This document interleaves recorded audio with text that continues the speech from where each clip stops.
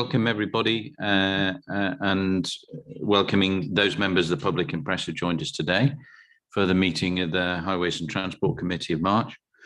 The County Council allows filming and photography at its public meetings, so please feel free to take pictures and tweet during the meeting.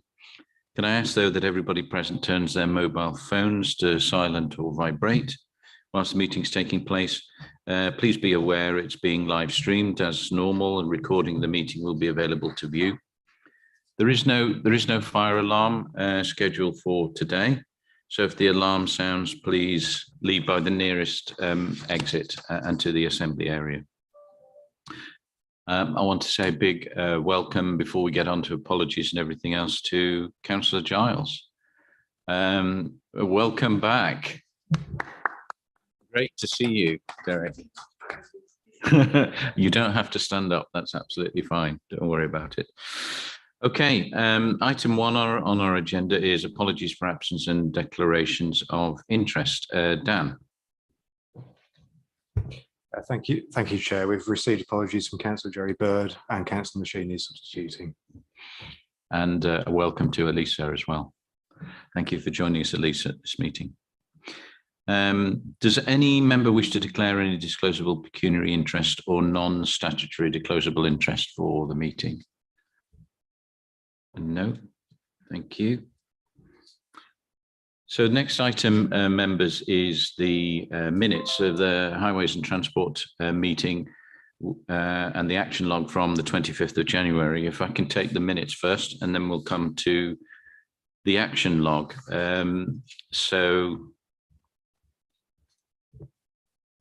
Go ahead, Dan. Thanks, Chair. I just need to make members aware to a slight amendment to the minutes. I inadvertently transposed a recommendation on the winter fleet procurement, but that has now been amended to the correct recommendation for signature. Okay, thank you. So if I go through the minutes page by page, members, if that's okay, and please indicate if you've got any changes or updates you wish to make. So page 1, starting item 63, going to 66. Page 2, starting on 67, going down to 68. Page 3, at the bottom, as Dan has mentioned, I think that's updated there, Dan, right, on point 69. Page 4 goes down to 20-mile-an-hour schemes on item 70.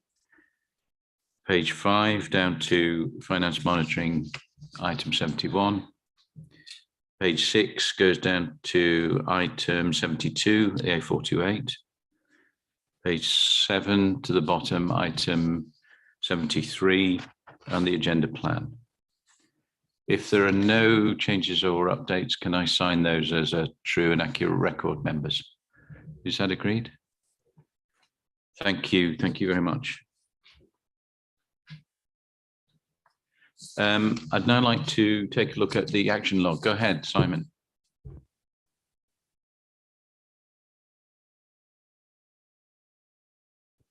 Thank you very much. Yes. Need the training. I wasn't quite sure the items at the very end of the minutes, the LHI schemes, the overgrown hedges, and the HGVs, the 20 mph zones. I didn't see those on the agenda plan. And I would very much like all of those to be on the agenda plan as this committee agreed. Okay, yes, thank you. I know that for this year's LHI, there will be an update coming forward for the April committee, Simon. I think in the action log, there's reference to the cutting back of overgrown hedges. So will you bear with me whilst we look at that in the action log? And if it's not covered, we'll definitely come back to it. And HGV, I'm trying to recall. Let's just do the action log and then I'll come back to those are important points. Thanks. Councillor Dupre, go ahead. As chair of the HGV working group, I was wondering whether I could try to be helpful on that. Of course, we are very much aligned with the combined authorities refresh of the local transport and connectivity plan, which, as members will know, has been delayed because of the increased size of the refresh. They will be beginning their consultation on that in the second week of May. And we are continuing to meet as a working group to discuss what might form the content of our own operational policy on HGVs, but also what we would wish this council to feed into the refresh of the LTCP, which has been delayed, as I said. Thanks. That's very useful. Also, Simon, under LHI, I wonder if some of that could be addressed during Sue's paper on resources. Would that be helpful? Go ahead. I think there are two things. First of all, the HGV. There are some wider issues here that I keep bringing up and never seem to progress anywhere. One is, and this relates to an area that I know well, which is the works that the what are they called now, Highways England or English Highways or something, that are doing to the Guyherne roundabout. And notice of a complete closure went out, but that news didn't trickle through to us. So my repeated requests for warning signs unsuitable for HGVs were never deployed, and even the route through Whittlesea was not agreed with us. So, you know, whatever is happening between us and National Highways, if that's the correct name, you know, it just isn't working. And the people who are suffering are the people who live on these routes where these huge vehicles are being diverted. So we just need to do something about it. You know, I mean, we shouldn't be having meetings. We should just, you know, instruct our officers to be more on the ball, I think, you know, and to talk more with National Highways. So we just keep going around in circles at the moment. So I find it very frustrating. And as far as the LHI is concerned, I think we also go around in circles on that, because that's quite simple. We just have a huge backlog of LHI schemes, and I see no evidence for us actually getting to grips with it. This dates back to the previous administration, so I'm not having a pop at the joint administration. It's just systemic. We just don't get these things done, and we just need to do things better. I'm going to bring in Sue and Steve, if that's okay, in a second. Simon, Jan, please go ahead. Thank you, Peter. Yeah, I totally agree with what Simon says with regard to the Guyherne roundabout. I live 3 miles from there. I live at Westbury, and the traffic is horrendous right back to Peace Hill roundabout. We're not being given information. The information that I receive, I get it from Facebook, where it's a total and utter criticism of the lot of us. So yes, I think we need more information on that. As with regard to the local highway improvements, I totally agree. I did speak to you just prior to the meeting. I think it is absolutely disgraceful. You know, our towns and parishes are prepared to pay X amount of money.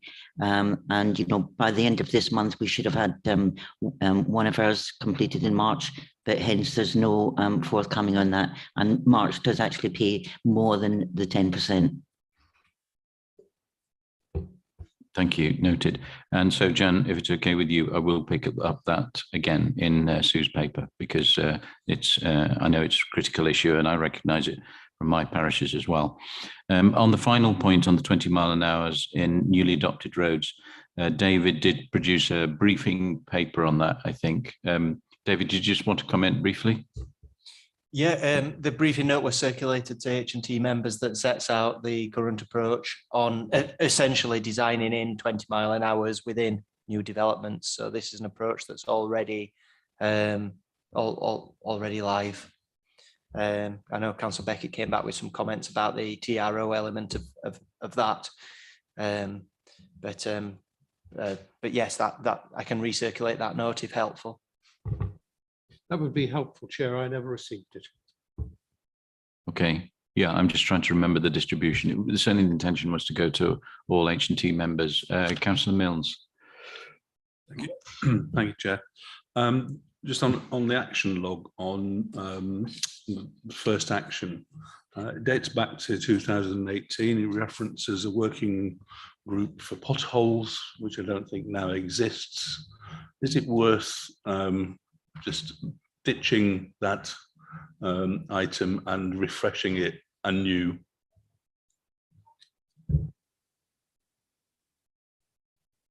I think probably so, because in terms of the discussion we've had with John and others, which by the way has been very good, then yeah, I think that's a good recommendation. So Dan, if we can look at that and subject to the discussion later on, refresh that.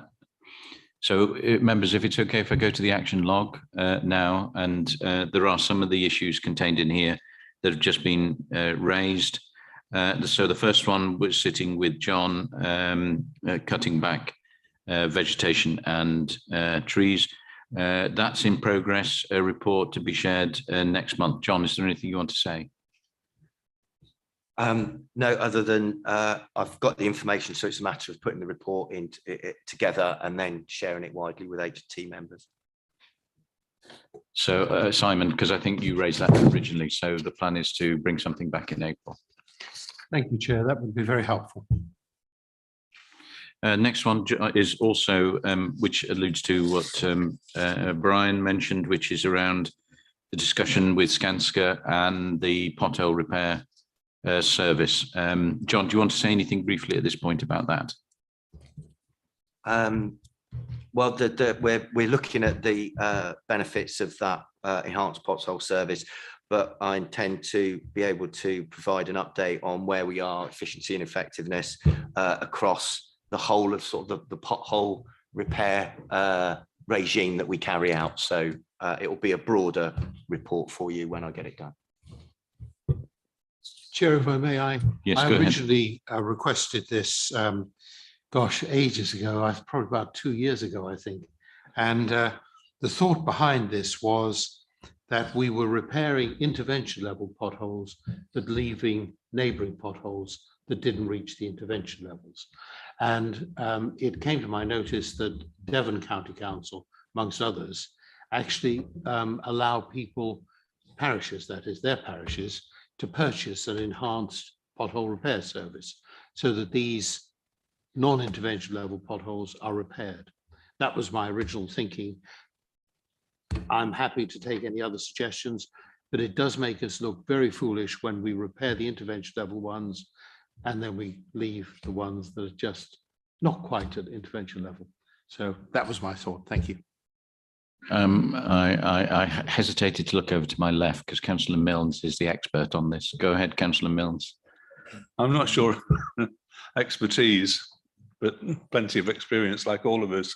And I think the public would be pleased to understand that we're looking at all of these issues because we absolutely, we're repulsed by the waste of money that goes on and also the quality of the work, quite frankly.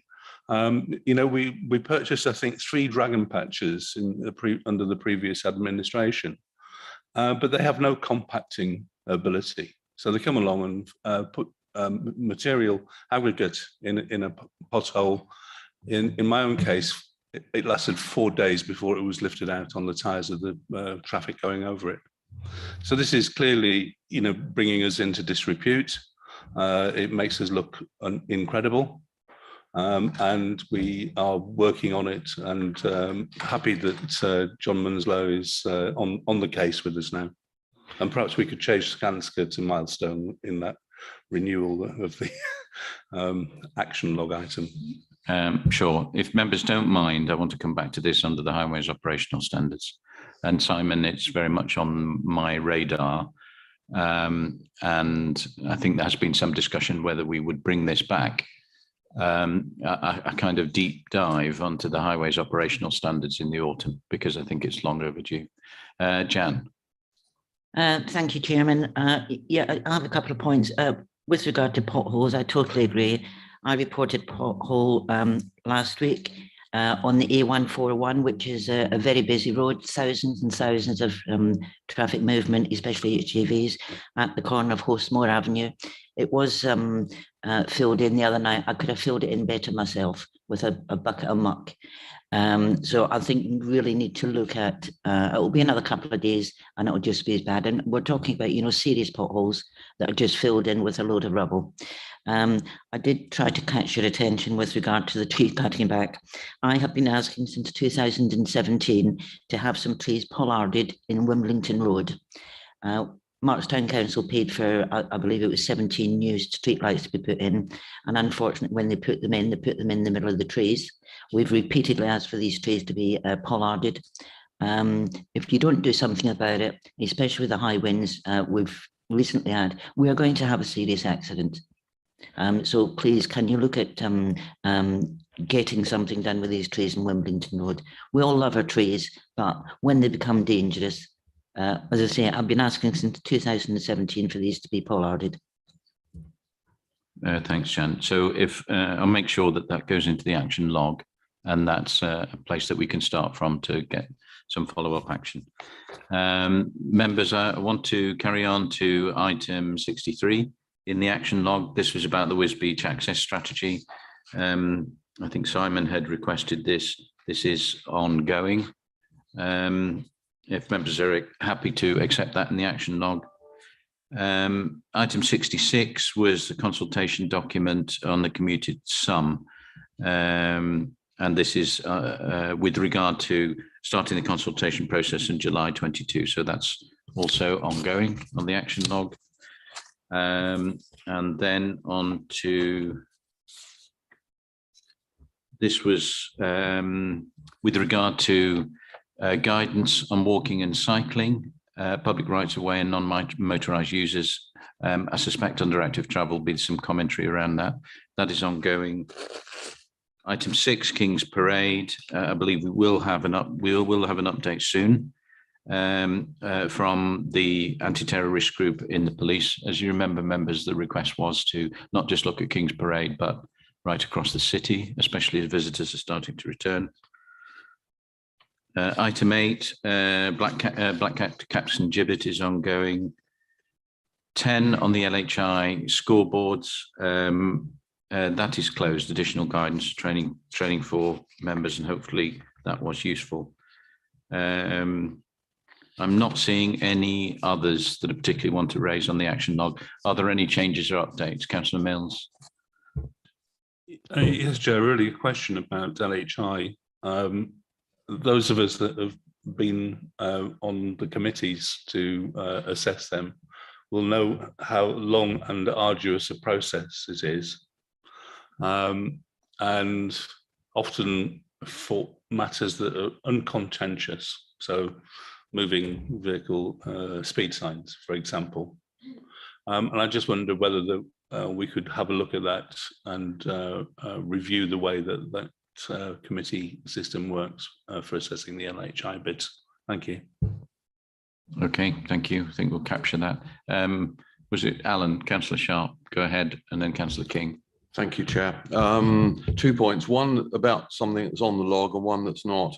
Item 71, in terms of the, to update myself on the A1303 works at Swaffham Heath Crossroads. I had a email from an officer yesterday afternoon. I've had a brief look at it. Some of the items within that are commercially confidential because we're looking at purchasing some land too. So I won't talk about those, and I'm happy to close that because I've got the update. But all I wanted to mention as a tangent on that is the A1303. We had some work done on it about 2 years ago, £1 million worth of work. That road is becoming very, very dangerous again. I came across yesterday morning on my way here for audit and accounts, a blocked road. Sadly, I found out this morning that the person involved, it was in his 80s, he hit a tree, has died. But we also had a cyclist killed on the 27th of January between Stoke and Quay and Bottisham. So certainly I'd like to pick up with officers outside the meeting to look at that road, because I've got residents who are very, very concerned about the dangerous nature of that road. And so we did do some work on it, but obviously it's still, yeah. And the other point was really picking up on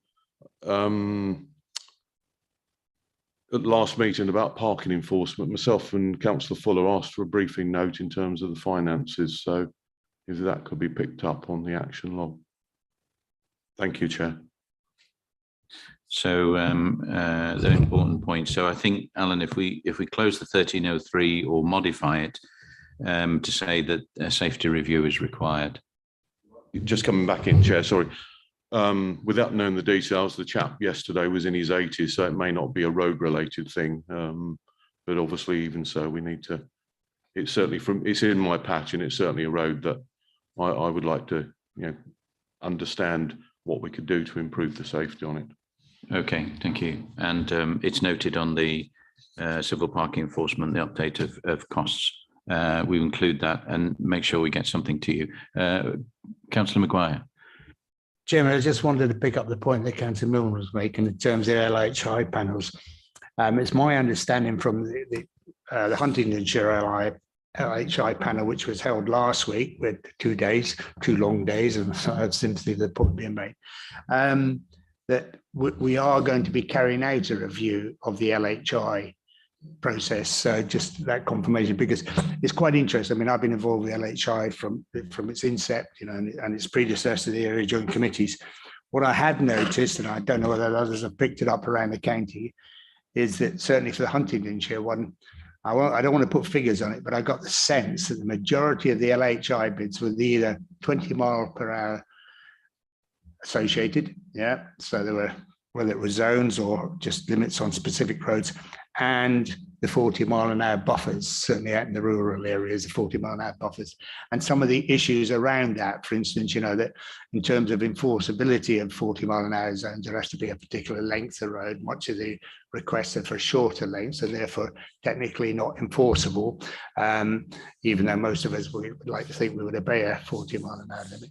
But it's important, I think, that we get this. So I think it would be timely for us to consider reviewing some of the way it's approached. And I think the message that was coming across on our LHI panel, particularly regarded to the 20 mile an hour zones and speed limits, was that they will be moving across, if you like, to consideration under the under the 20 mile an hour, which it's just been recirculated, I think. So I think it is timely that we may get that message across to everybody, that we will be looking carefully again at the whole process for LHIs and what we cover, and giving advice to communities, parish councils, whoever, town councils, as to the appropriateness of LHI bids, because some of them are unquestionably things that we should be doing automatically under maintenance things. They shouldn't be coming as LHI. It was never the intention that LHI should pick up what should be routine maintenance projects.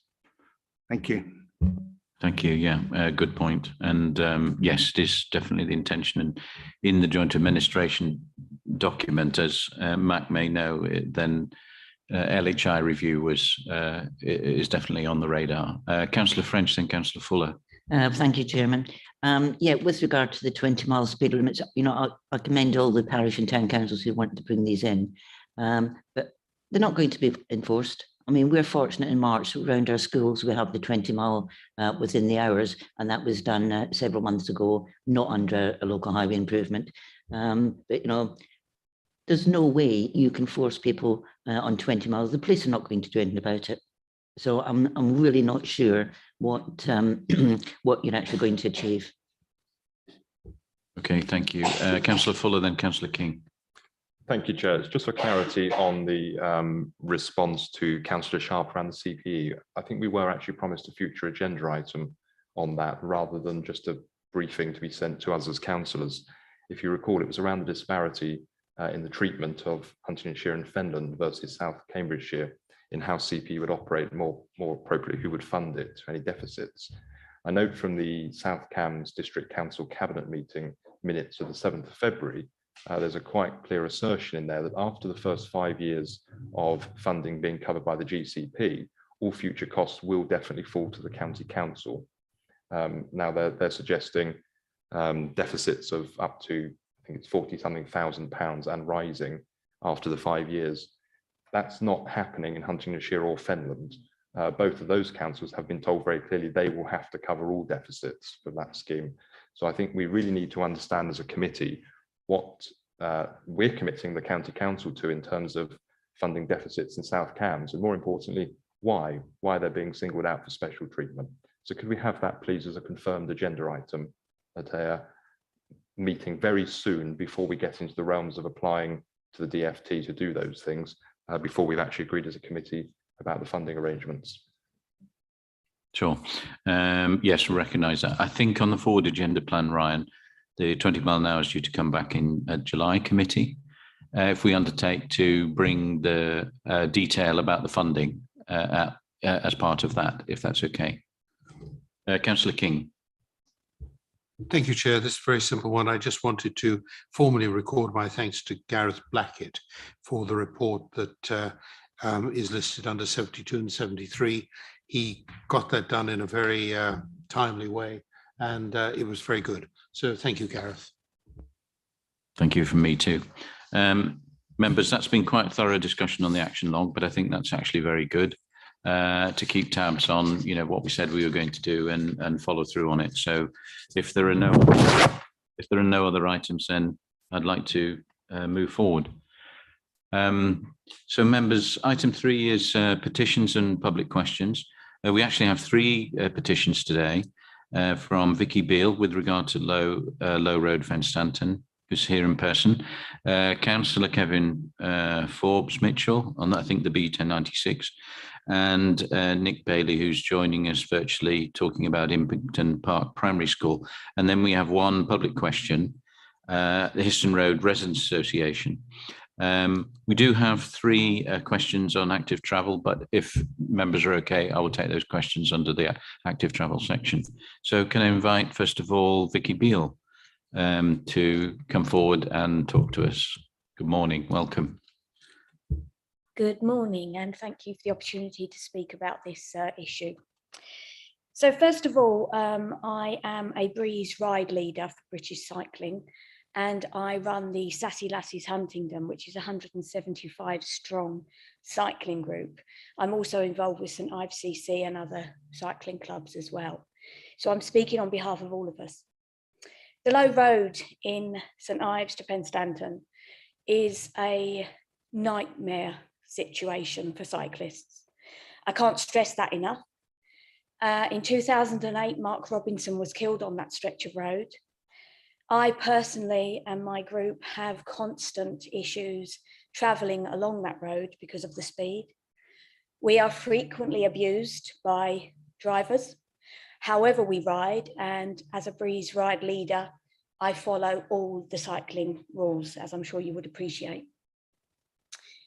Recently, one of my colleagues, who's also a Breeze leader, had an incident and her whole group was nearly taken out by a driver.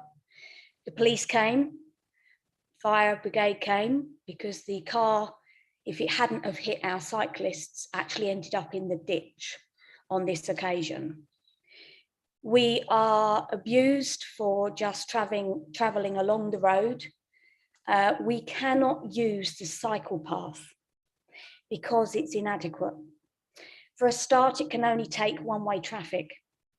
It's actually only geared for walkers. It's not geared for cyclists. It's not a cycle path. Therefore, we have to use the road. The speed limit is 60 miles an hour. We don't have a chance. We are constantly having people skim us, literally skim us. It's a matter of time before somebody else is killed on that road. So I come forward to you today. I've got 300 signatures on my petition to ask you to look at this road with some urgency before another person is killed, because a group of 8 cyclists were nearly killed in January, or certainly seriously injured. And I don't ever want to see anyone else killed on that road. Not only is it too fast, as I say, if the cycle path was adequate, then obviously we could use that. But because that's not adequate, we can't use it basically. So that was really what I wanted to come forward and say to you. So my summary would be the constant risk on the road. There are no speed bumps. There's no, the speed limit is 60. The The cycle path either needs to be addressed and improved for us. There's a beautiful new cycle path being created on the new Huntingdon Road, the old A14, as I call it. But the only way to access that really is via the busway and up Mill Road, because you join it at the end of Mill Road by the Shell garage. So to get to that great new path that's been built for us all, you have to go along the low road. So that little link to it is the bit that's in question and needs to be improved with some urgency, really. It's been a long time. If you look at my petition, you will see lots and lots of comments from other cyclists who've had very bad instances down there. Held abuse at, skimmed. People even drive round the island, can I just say, to the other side of the road to go past us, putting other drivers as well in danger, as well as us as cyclists. Vicki, sorry, would you mind concluding remarks? Thanks a lot. Thank you. Thank you. Thank you for listening. Thank you. Thank you very much. Are there any questions for Vicki? Councillor Douglas, I think you have. Yeah, I have. Vicki, thank you for sharing the petition with me beforehand. As you know, I'm the divisional member that falls within, because it runs from, as you say, St Ives, but it falls within the Hemmingford patch through to Fenstanton. And I had a look there. And am I right in what I see at the moment? The footpath, which has actually got the blue signs up saying it's a cycle path, is hardly wide enough for two people to walk past, let alone two bicycles. So that's my general impression of walking there. I've walked it, and I do understand what you're saying about it. Certain parts, it's not particularly good. So so what I've seen is exactly how you find it. And I do note that I've picked up the fact that there's certain people are particularly reckless down there, and I think that applies to cyclists and even to a degree with pedestrians. I know they're on the pavement, but even so, it's dangerous. So, but thank you for that, and thank you for bringing it to us. You're welcome. Thank you for your comments. Thank you. Yes, I would echo that. Councillor Milnes, go ahead. Yes, through you, Chair. I'd just like to ask what your proposal for action is. So I see, for example, I'm just Googling it while you're talking to us, and it's quite a wide, there's quite a wide verge on the opposite side to the footpath, for example. Yes, yeah. So in terms of actual width, it's presumably possible to widen the cycle path. I would say so, yeah, absolutely. The current path, as you pointed out, is just not wide enough for a bike and a person even. The people have to stand to the hedge to let us through. So yes, there is space to actually widen it and also smooth it out, because it's very bumpy and very potholy. So the subsequent question is, have you thought about funding and budgeting the cost of any proposed works? Well, I imagined that would be down to you guys. Thank you. Unless you'd like me to try. No, it's okay. I think we have to come up with the numbers, Vicki. Councillor Maguire. Thank you. I just want clarification. I know the low road. Sadly, in the days of the A14, I used to use it like many people did as a driver.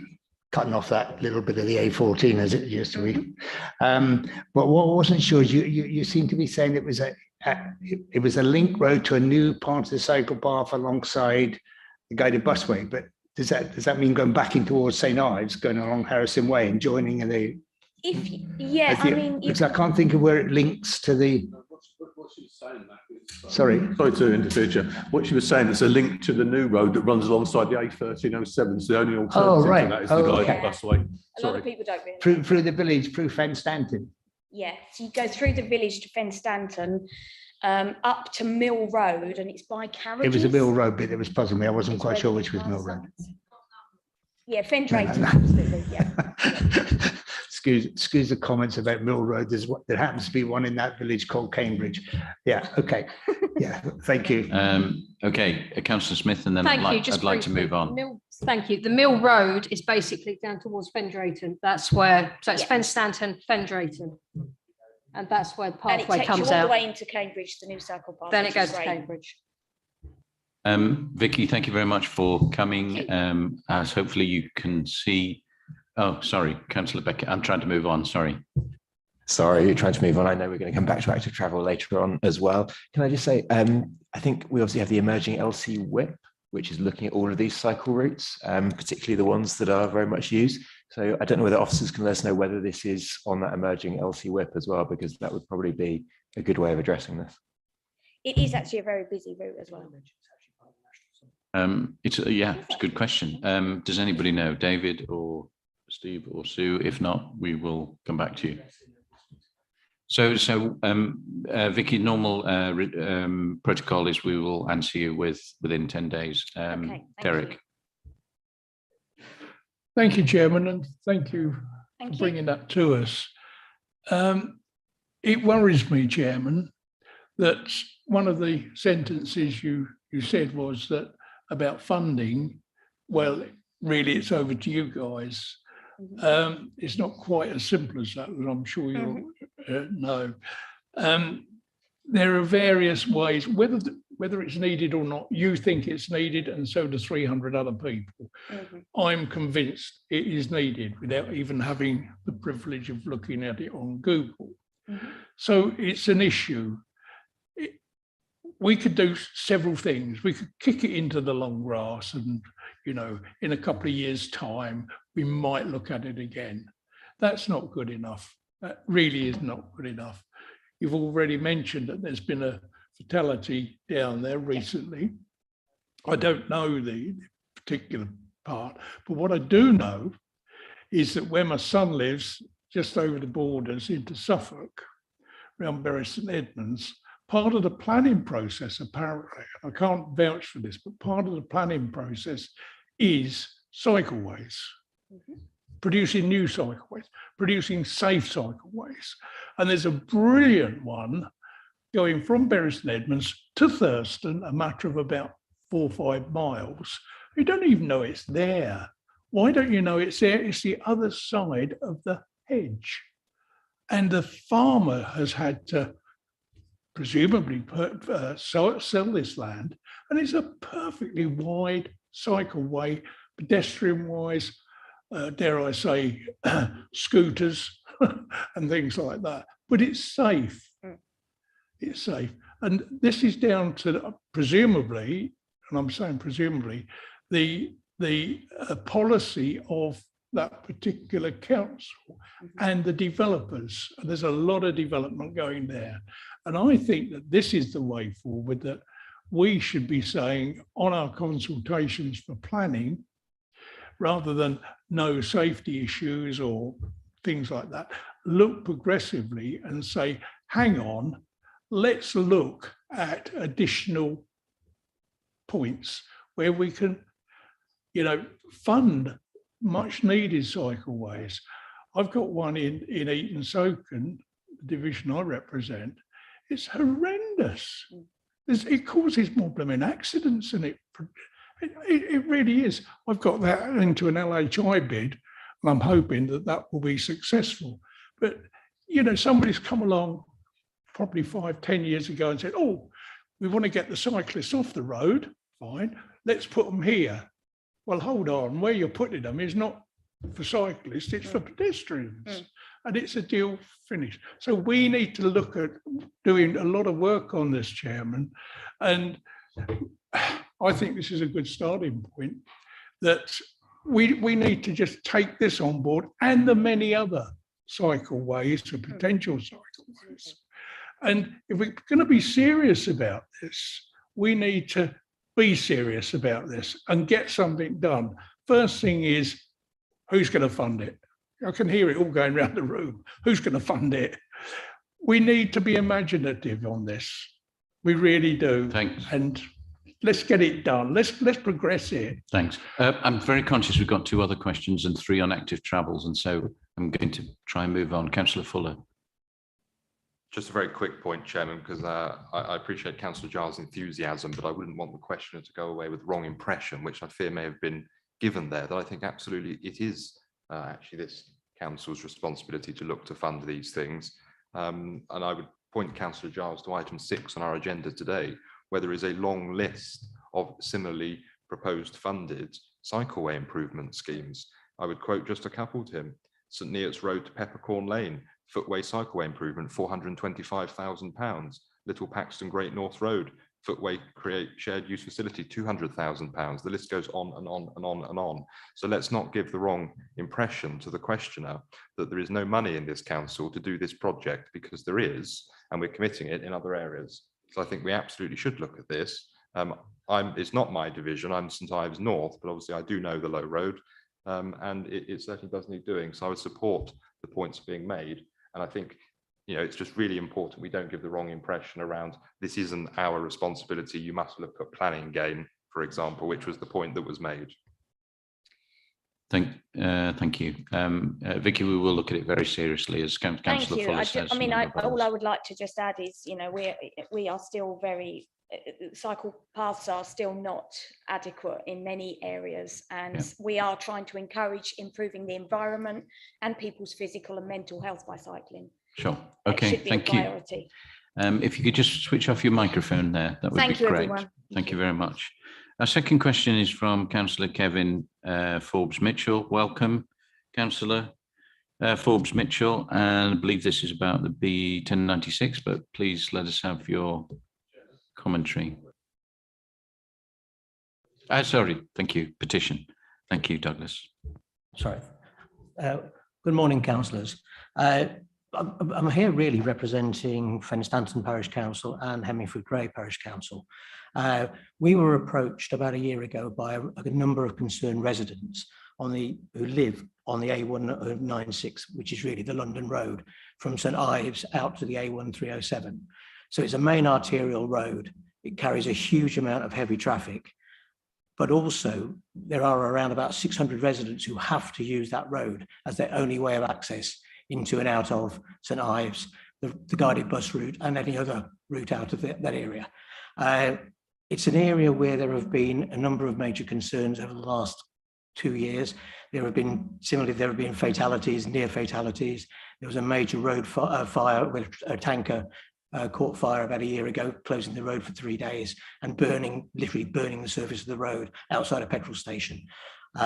So the residents asked us to help and support them getting a speed reduction on that part of road down to 30 miles an hour, and the bit past Marsh Lane, for those who know the geography of it, up to down to 40 miles an hour, out to the A1307. So we've worked with them, and hence the petition you have in front of you.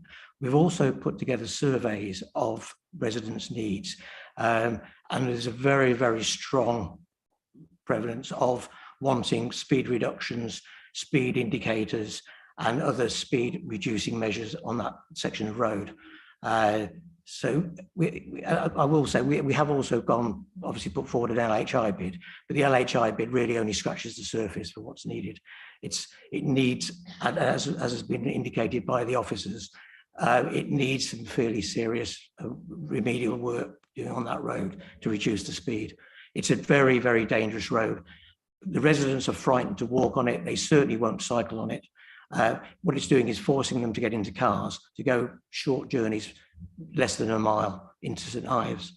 There are a lot of children who live in that area who have to use that route to school every day. The draft from the lorries going past at 40, 45 miles an hour is horrendous. It's actually frightens them, it drags them into the road. So it is a real safety and security risk. Thank you. Thank you very much. I think we have some questions. Douglas, initially. Thank you very much. Once again, this one's in my division, so I better declare that. My perception is, in talking to both yourself and the other petitioners, that the problem along here has actually got worse in the past year, 18 months. Am I right in, and other members might know this as well, when the A14 was rerouted, there was 2 areas that were going to suffer traffic deprivations, as it were, rather than improvements. Most areas got really good improvements. One was the Brampton Road in Huntingdon would take more traffic, and the other one was this bit of road would actually pick up traffic that was previously diverting across the Fens, because it was easy to get from Huntingdon to Newmarket and Bury St Edmunds going across the fens and using the old A14, but of course that traffic's now bowling up and down this road. So the perception of the residents and seems to be that there's a lot more lorries travelling on it. And certainly I had a meeting a couple of weeks ago with Nick Johnson, the Combined Authority Mayor, and was explaining to him how heavy it was. And on the day we were there was a lot of traffic, and I noticed he visibly stepped back 2 meters from the edge of the road. So I think the message you were putting over there was correct. In terms of that, there's a perception, not just a perception, seems to be a lot more heavy traffic going in and out. My perception also links over to the other petition that came in, is a lot of the traffic that, to try and avoid that, is actually using the low road and indeed the roads through Hemmingford Grey. So there's a diversion there. And also, I've noticed that over the past few years, the number of parents actually walking to Hemmingford Grey School seems to be practically zero. And once again, it is the feeling that it's just not safe to be on there at the moment. As much as we want to encourage active travel, people don't actually feel safe along it. Could I just ask you on those, please? I mean, if I could comment on that, I mean, I can't comment on the volumes prior to the A14 being rerouted, but we have done quite a lot of analysis on the volumes of traffic on that area. We've been using one of the speed watch cameras we've got in the parish to monitor the volumes and the speeds along that area of road along 3 different points. And there are certainly during some of the peak hours, they're anything up towards 10,000 pieces of transport, of which around about a third are HGVs and commercial vehicles at any one time. So it's a very, very, very busy road. As I say, when it's busy, it's actually safer, and that sounds daft. But it's during the off-peak times where it's really dangerous, because that's when you get the real speeding problems. Okay, thank you, Councillor Maguire. Thank you, Chairman.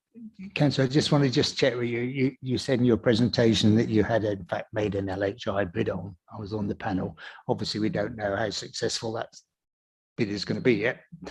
What was the difference between the bid? I think you referred to that as scratching the surface of the problem. What is the difference between what you've asked for in the LHI bid and what your petition is about? I'm assuming you're looking at the whole length of the road down from 1307 to what I call the LH Jones roundabout.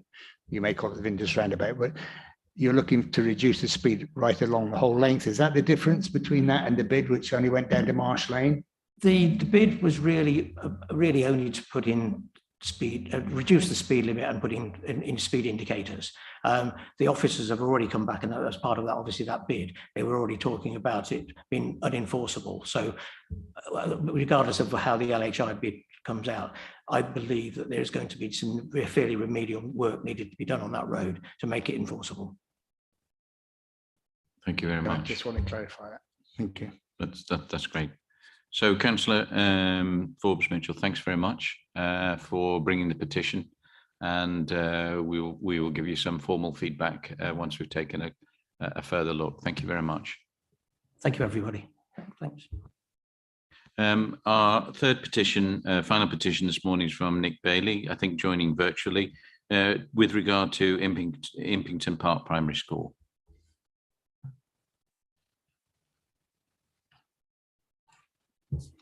Go ahead, Nick. So I'm remote and you can hear me, hopefully. Hi, yeah, my name is Nick Bailey. I'm a parent at the Park Primary School. That's hitting the Impington Park Primary School. I was going to hope to share a presentation, but I've just sort of deflect my screen and vaguely show you, hopefully, because this just gives you a bit of indication where it is. It's on the north side of Histon, on the B1049, also called the Glebe Way, out of Histon or into Histon and Impington if you're traveling in that direction. There's one Toucan Crossing at the moment, which has been installed and recently upgraded, which we appreciate. This is a sort of a visual indication. You can see how straight the 1049 is, which means, and it's also got sort of feels quite wide. So for cars, it's a good route, and they're coming from a sort of 50-mile-an-hour zone into a 30, but they're still speeding along here. We have a skip company lorry just up to the north of the village, so there's also a lot of skips and heavy goods vehicles coming through. Plus, it's also a big commuting route from Cottenham and other parts of the country to the north. What used to be a field here is now the school. So what used to be just a pure cycle route along that pavement is now a shared use. And what we have is 800 parents and children coming to school every morning and evening and going home in the evening, crossing basically the road, one single Toucan Crossing. We have parking issues as well, and that's basically forcing most of the pedestrians and people coming from all over the village to cross the road at a single point. And the footpaths that you can see on either side are shared use cycle paths, but there's no signage at all on that. And also they're right bordering the road. So we have children, very young children, often on scooters and balance bikes, coming with their older siblings and parents coming to school along, very busy times and crossing this road. So we've asked or put out a petition and got 1,000 or more than 1,000 signatures requesting for this stretch of road to be at the minimum a 20-mile-per-hour zone during school times, which we think is acceptable, and what was at the old school that this new school has replaced.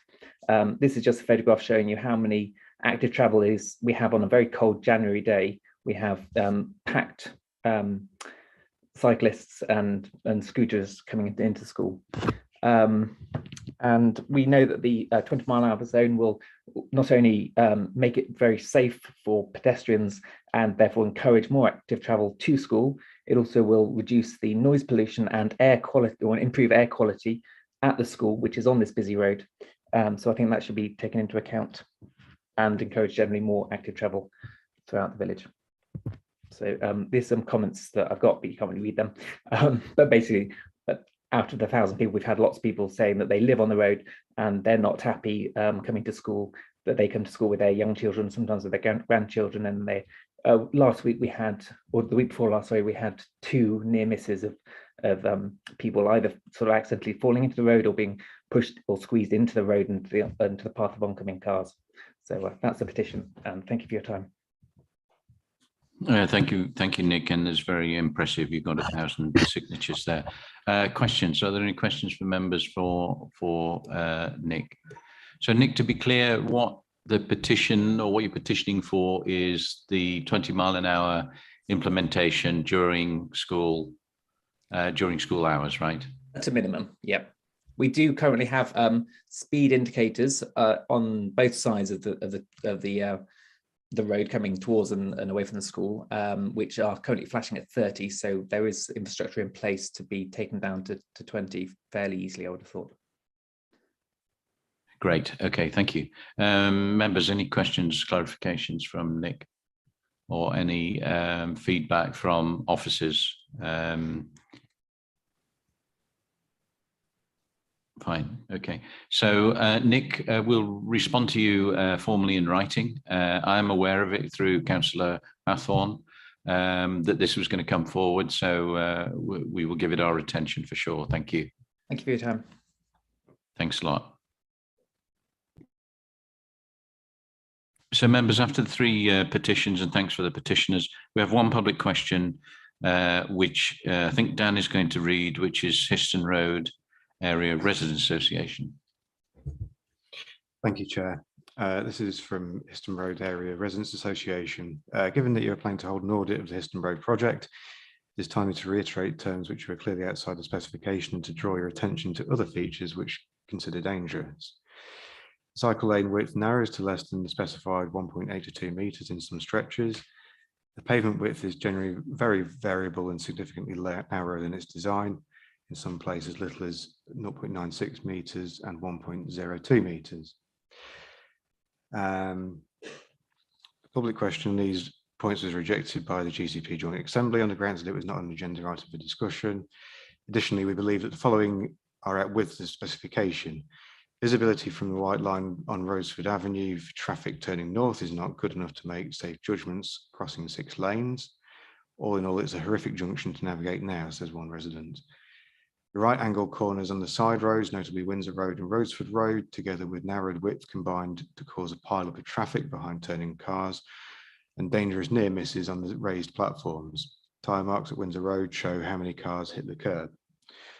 Some trucks even mount the curb. Signalling system at Victoria Road Junction has obvious defects causing some long delays. More generally, for your information and post-project review, as the HMNT Green Book mandates, residents note the aims of the project were to increase safety, increase traffic flow, particularly for buses, and hence also enhance sustainability. Residents consider these aims have not been achieved. In particular, safety for cyclists and pedestrians has been adversely affected. Pollution caused by congestion over the protracted period of the works was serious, and excessive delay and disruption was caused to residents and travellers and to local commerce, not least by the suspension of inbound buses for 18 months. Also, the contractual project period and doubtless the cost of the project to the taxpayer have considerably exceeded what was planned and authorised. It is expected that these overruns will be accounted for at practical completion and release of retention payments. It's important that lessons learned for current and future projects. Residents would appreciate your response to these comments and confirmation that the proposed audit will be independent.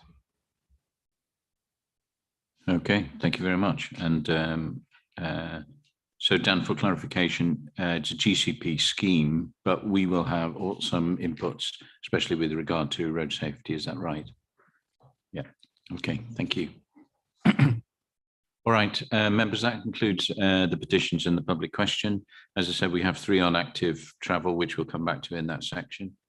I'd like to move on to item 4. Item 4 is, this is a highways and transport resource update. We've alluded to this in the minutes and the action log, and I think Sue's going to introduce the report.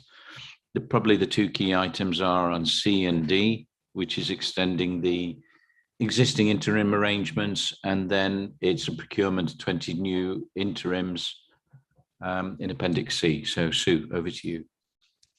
Lovely, thank you.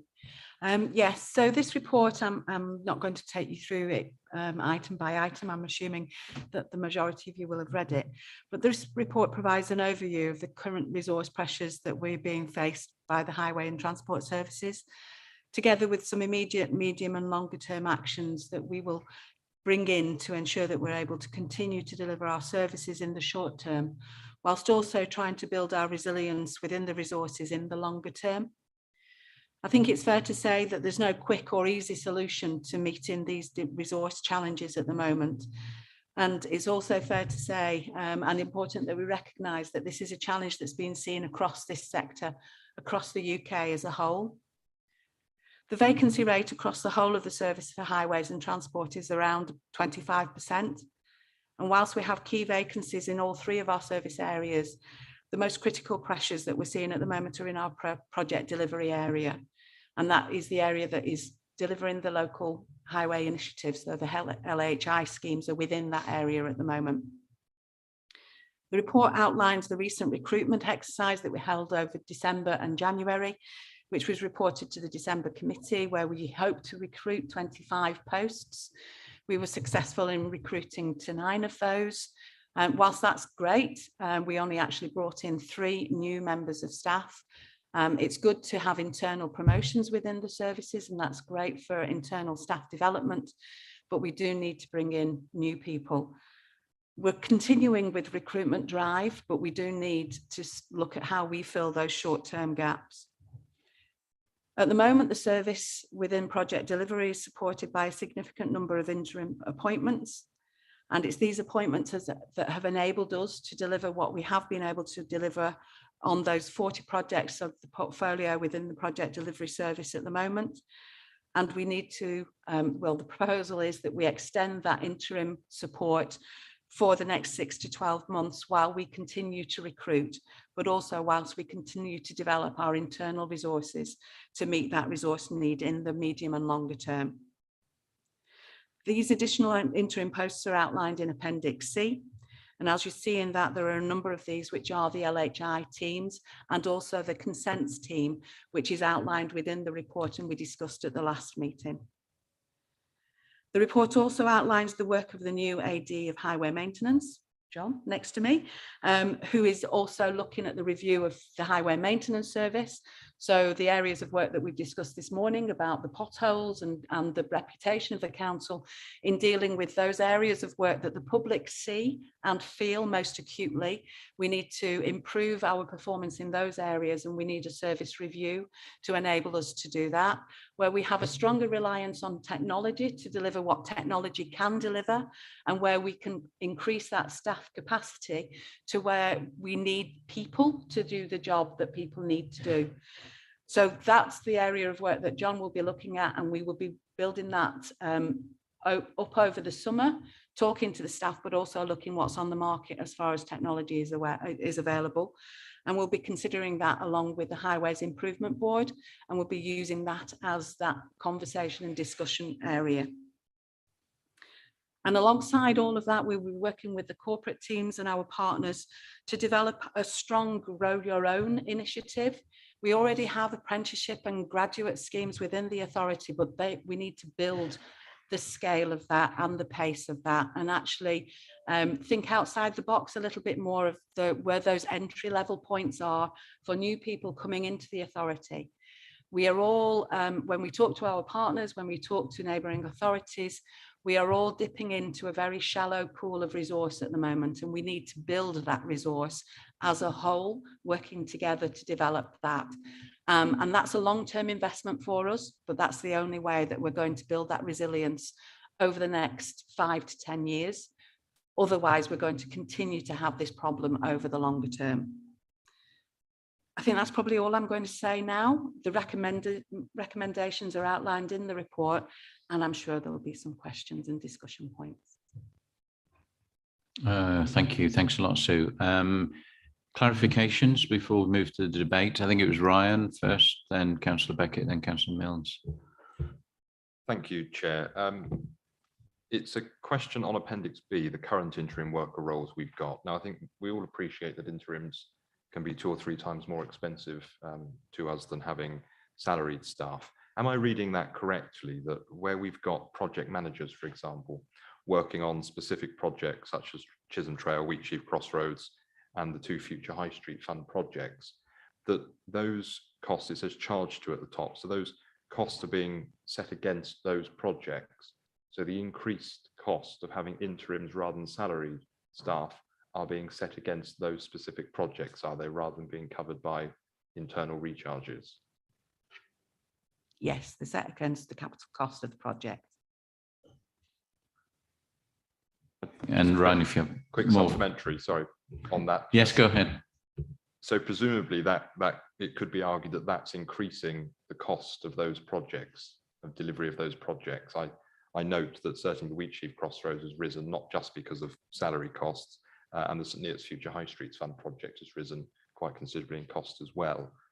Would it be fair to assume that part of that is the increased cost of employing interims? An element of that will be, yes. I think Steve maybe can comment also. Yeah, just on the same point, it's not unusual for us to charge staffing costs, whether they're interims or salaried staff, against the cost of the capital project. So it isn't necessarily just an interim cost issue, it could be a salaried staff cost issue as well. I accept that. I think that the point is when there's scarce funding, so I will talk about the St Neots Future High Street Fund project as an example. There is scarce funding to deliver a range of projects. The county council's costs involved in delivering part of that project have risen, and I'm now hearing that's partly because the county council does not have salaried staff on this, it's having to employ interims. So actually that's money that the community are expecting to be seen on delivering capital projects that's having to be spent in a circuitous route to employ interims effectively, because the county council can't maintain a full staffing contingent. So I absolutely accept the principle of recharging staff against projects. But I think the difference here is, I'm sorry I'm getting to the debate, the difference here is quite a considerable cost between a salaried member of staff and an interim. That difference could be better spent, certainly in the St Neots case, on the improvements that our residents wish to see in their town centre. So if it's okay, Ryan, with you, we'll pick that up again in the debate. Councillor Beckett, Councillor Milnes, then Councillor Maguire and Councillor French. Thank you very much, and thank you, Sue, for presenting it so well. I had a quick question on 2.5, which is the appointment of the active travel strategy person. Obviously, we've heard earlier about cycling and how important it is, and I'm sure we will come on to that later on when we come to the active travel strategy thing. I was wondering if you had any update. That's obviously a really crucial role, the strategy officer within the active travel team. Have you got any update on how that recruitment is going? I'm going to look at David. That recruitment is out at the moment for appointment, isn't it? I don't know where we are with the actual. Yeah, we'll be interviewing shortly. Mm-hmm. Can I just check that we have kind of approached all of the cycling bodies that we have as well, and that we are going far and wide with that recruitment? Absolutely. It was advertised internally and externally using all our channels. Perfect. Thank you. Thanks, Councillor Mills. Yeah, thank you. If I could ask Sue through you, the headline figure that we're being asked to approve here is 2 million for interim staff. That equates to something like 95k on average. That's what will be picked up. And I just had a question really referring to Ryan's earlier question over how does that compare with full-time staff equivalent positions. I think Ryan suggested 2 or 3 times more than that. So I'd be quite pleased to understand what that figure is. Obviously, it differs between the roles as to what the scale of the role is, but it's around about 40% more for an interim appointment than it is for a salaried member of staff. Thanks. Councillor Maguire, Councillor French. Thank you, Chairman. As colleagues will know, and this is something I've brought up on previous occasions and my concern, but it's quite interesting that some members will be aware that yesterday we had the Audit and Accounts Committee here, and this issue has also been discussed since it affects right across all divisions of the county council. I still have concerns, as everybody else does, about the fact that, although, as Sue says, it's a relatively shallow pool that we're looking at, I'm still not sure, convinced by my just how competitive we are within that pool. I know, but it's probably because of lockdown. It's a long time since I've wandered around the country doing peer reviews on highways. But as you know, we had a reputation, certainly 3 or 4 years ago, being one of the poorest payers, and so we weren't the most attractive authority to come to. At what level of engineers, technicians, I can't honestly answer the question, say what it was. That may well have changed, and for whatever reasons, lots of industries are currently facing problems recruiting people. And I wouldn't insult you by suggesting you haven't looked at where people are placed and saying, but the very fact that this is affecting local highways improvement means it's putting a pressure on a limited budget anyway, by definition of we've already heard of the 40% higher than the normal stuff. And I've no doubt you've looked at whether to move people around recruitment and apprenticeships. Yes, it's important that we have that strategy in, because that helps to deal with the medium to the longer term. But it's not going to help us in the immediate thing. But one of the issues that was picked up yesterday at Audit and Accounts. Sorry, Councillor. I think yes, we've gone into the debate, but anyway. I do apologise. I forget that you tend to like these questions, but all right, I'll leave the other bits. Oh no, I can frame it in the question this properly. One of the concerns being raised yesterday, I want to make sure that highways are doing it, is that there was some concern being expressed that some interim staff are actually recruiting other interim staff. They're going direct to agencies. Susan Odden is probably familiar. Is that happening within highways? Are you putting a stop to that sort of thing? And that's proper approval has been sought before you take on interim staff? Yes, we've got part of this report is a waiver for the existing. So Appendix B, I think it is 10 existing that we've got a waiver to keep those. So they've been recruited already, but the new interims will be recruited through an ESPO, which will bring in a recruitment company to recruit the individual interims for us. So that's all been through procurement team to make sure that we are fully compliant with the procurement rules. Good, thank you, Chairman. That's really what I was getting to. It took a long time for me to get there. Apologies. Councillor French. Thank you, Mr. Chairman. I'd like to ask two questions, but I also want to, when we go into the debate, to actually discuss this further. In Fenland, we have March Future High Street, which that is funded through the government and the combined authority. Is that still on track? We, looking at the project manager, did start in 19th of July 2021. Are we still on track? That's the first part of it. With regard to Matt's area transport study, we started in 2017-18. We cannot even get the quick wins completed, which should have been completed last year. But I'll discuss it further. Are we still on track to get this? Because this is not your money. This is either from the combined authority or the government. So, you know, we're just fed up. We're being told we get one date, it's going to be November for Norwood Road, it's going to be January. We were told a few weeks ago it was going to be May. This is just not acceptable. You know, every time, every month we wait, every time this escalates in costs. I'm going to have to apologise in that I don't know the updates on those particular schemes. Okay, I'll bring it in debate, which will hopefully help. I can bring those that April. There'll be a paper coming in April for the updates on those. Okay. So hopefully that partly answers. I got Councillor Smith and Councillor King. Thank you. Apologies if this has already been asked, but you mentioned earlier that Mr.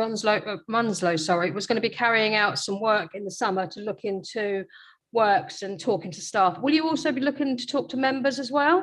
Because they will have heard complaints on the ground and it would be good to feed in all what's gone on. Absolutely, yes. Thank you very much. And also my brief question is, right, the interims, they're going to cost a little bit more than salaried staff would. Does that mean we're going to have less of the capital projects actually carried out? We have a confined capital budget, yes. So that's the point that was being made earlier. Is sorry, I can't hear sometimes, yes. So that's why I ask again. Yes. So we are not cutting capital projects. We are trying to deliver capital projects with using interim staff. Right, but they cost 40% more than salaried staff in how we use them. Yes. Councillor King. Thank you, Chair. Yes, Sue, I really welcome this. It's long overdue that we're actually tackling this shortage. But given the national shortage of these staff, are you confident that even with the additional funding, we will be able to recruit people?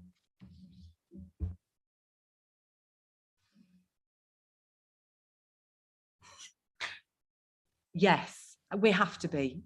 We have to be positive in how we move forward. We have been very successful in, it's really hard because I'm one of the new recruitments, but I think we have got a really strong team. I think we have built from the top and we are cascading that. And I think from the conversations that I'm having now because we're going through the recruitment of the assistant director for the project delivery team, I'm having some really positive conversations with people in that. So I think that the sound around Cambridgeshire is really positive, and we have to continue that, and we have to continue in that positive frame.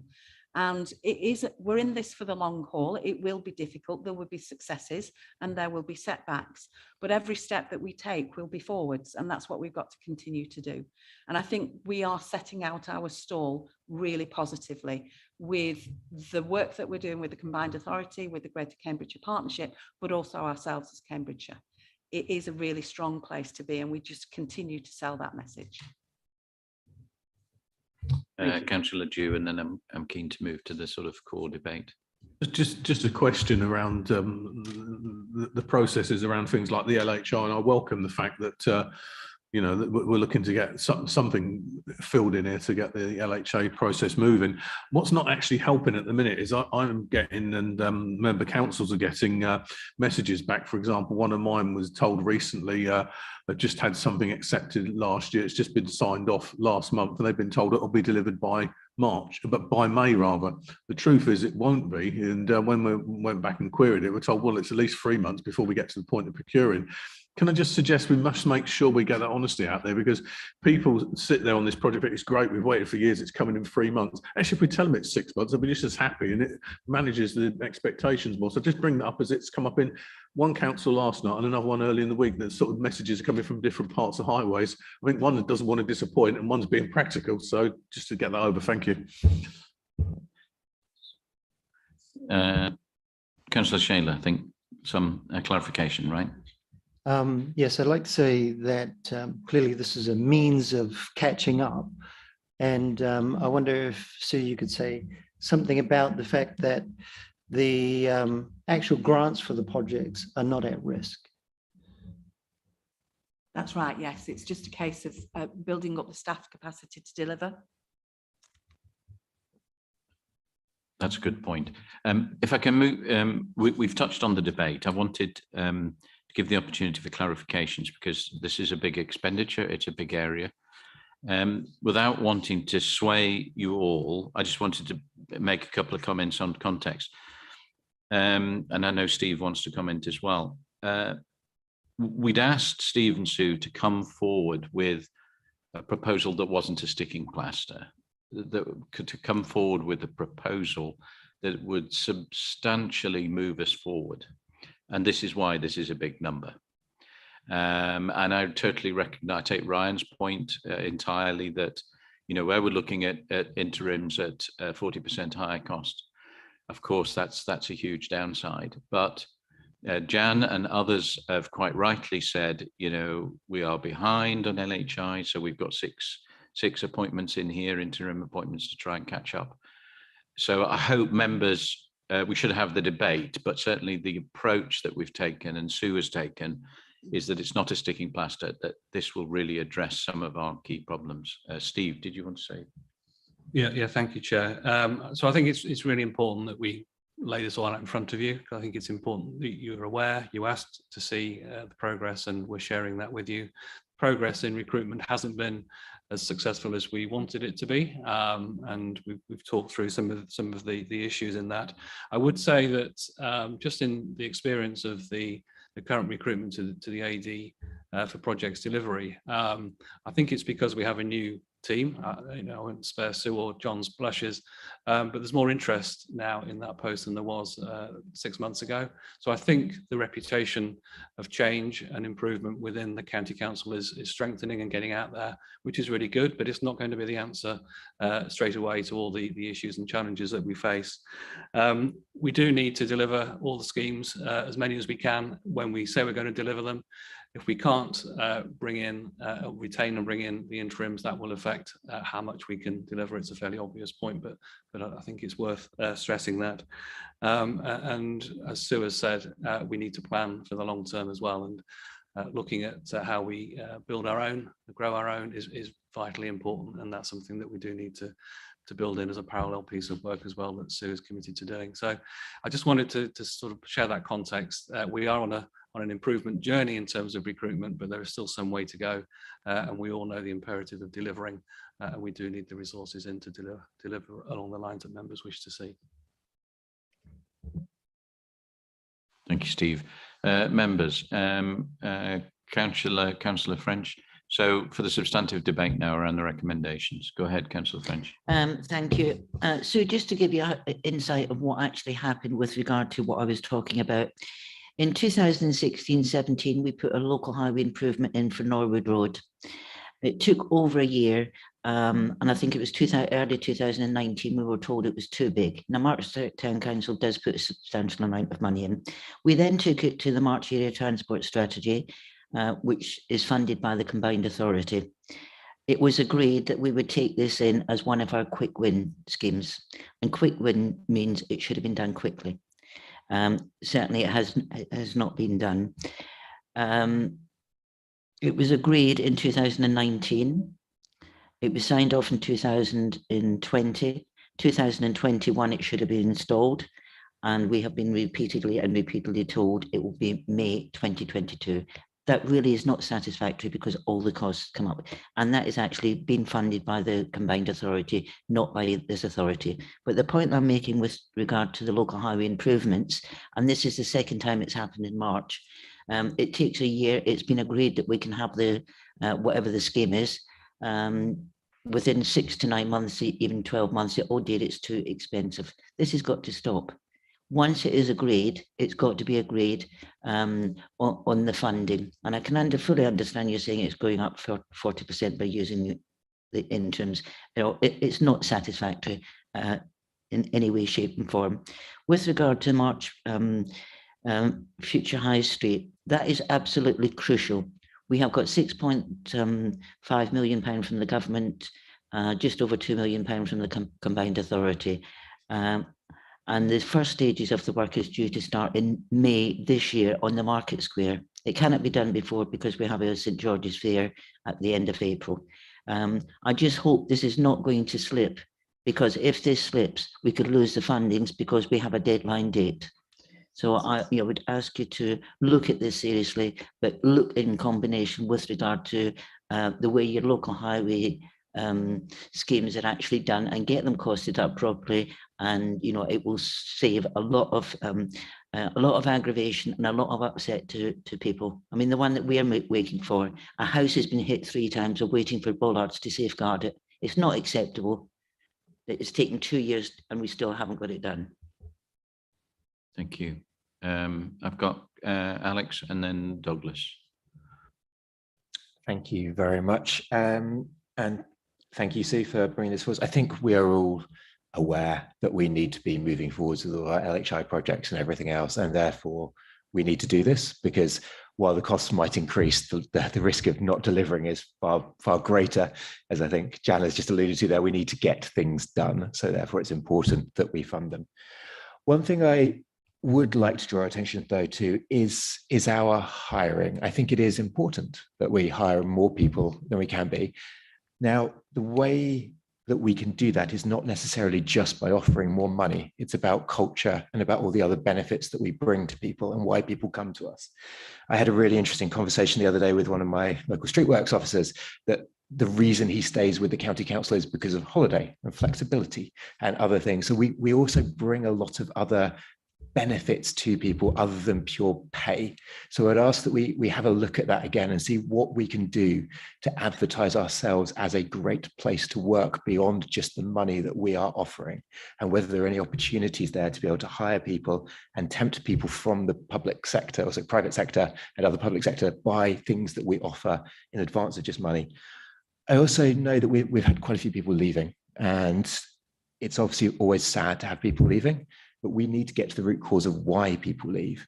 Talking again to lower down officers, some of that comes down to bullying. One of my local officers nearly left because of abuse by a former councillor, and we need to look at that as well. And I think we all need to think about how we act and how we treat people, and make sure this is a really appealing place to work.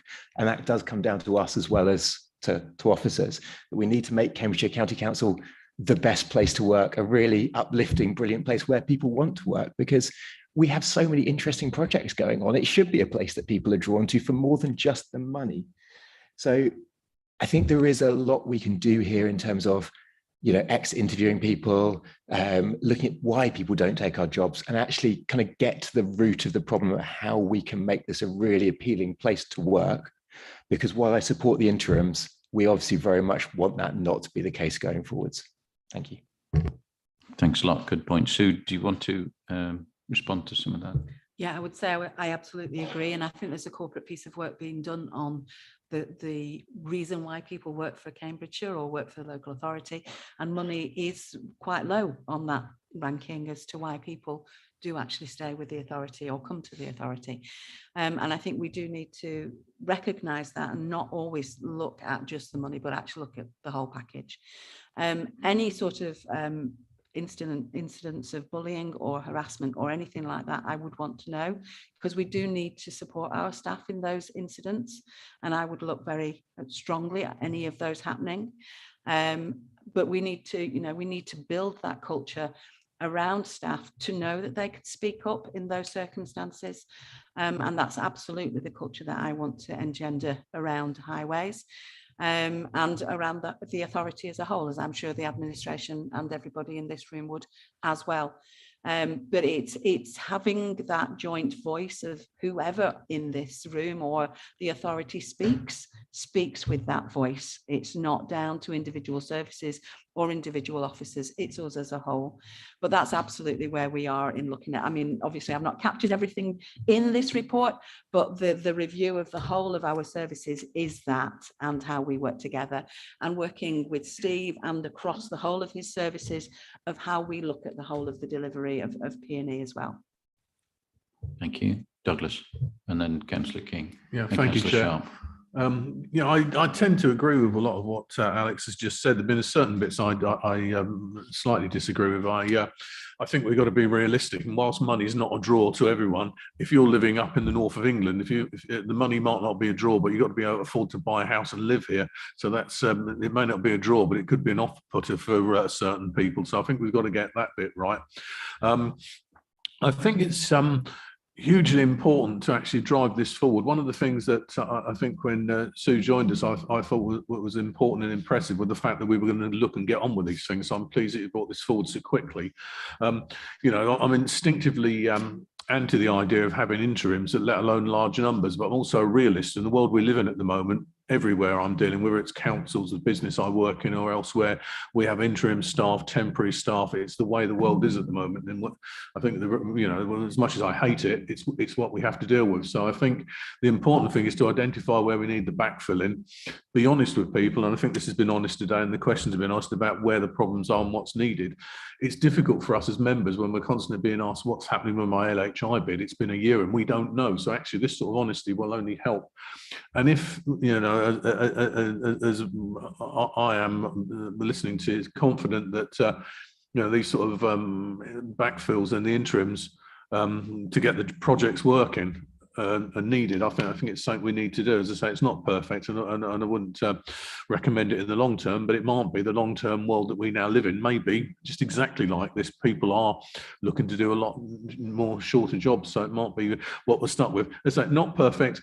I'm pleased that there's projects coming forward and getting some of the log jams out. I know there's other areas, for example, with some of the local highways officers where there's help needed, but as a starting point, I think it's as good as I could have hoped for. So thank you for that.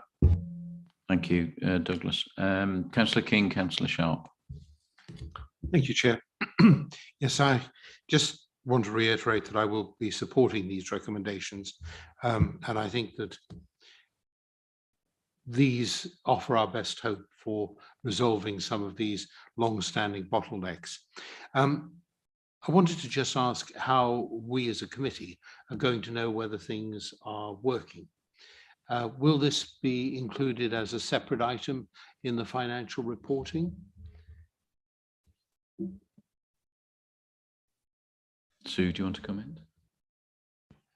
In the report, we've suggested that we report through the Highways Improvement Board initially. So we do a regular report through to you and the Highways Improvement Board, but we could do an update maybe in 6 months, 6 monthly intervals maybe, as to progress that's being made. I wouldn't want to report more frequently than that, because this is, you know, it will take time for that to progress, but if that's acceptable, that's how we could move that forward. Go ahead. Yes and no, Chair. I have some reservations about this Highways Improvement Board, because I think it does rather go against the transparency that we should be embracing as an authority. And I think it also doesn't really fit in with the work of this committee, because we are the decision-making body, not the Highways Improvement Board. So how are we going to feed into that Highways Improvement Board? How are we going to know what is being discussed? Not just in this area, but in other areas. If I can try and, Simon, partly answer that. First of all, because there's a significant financial implication here, I think it has to come back to committee in terms of the finance monitoring report and be identified. I think there's no two ways about that.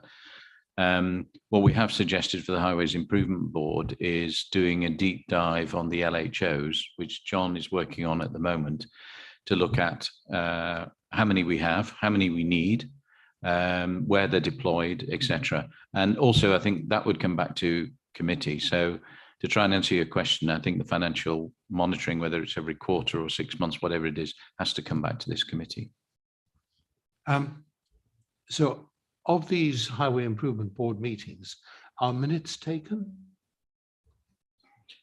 Yes, and we've probably been remiss in, we've circulated to those members, and I'll take an action to make sure it's circulated to all the committee, Simon.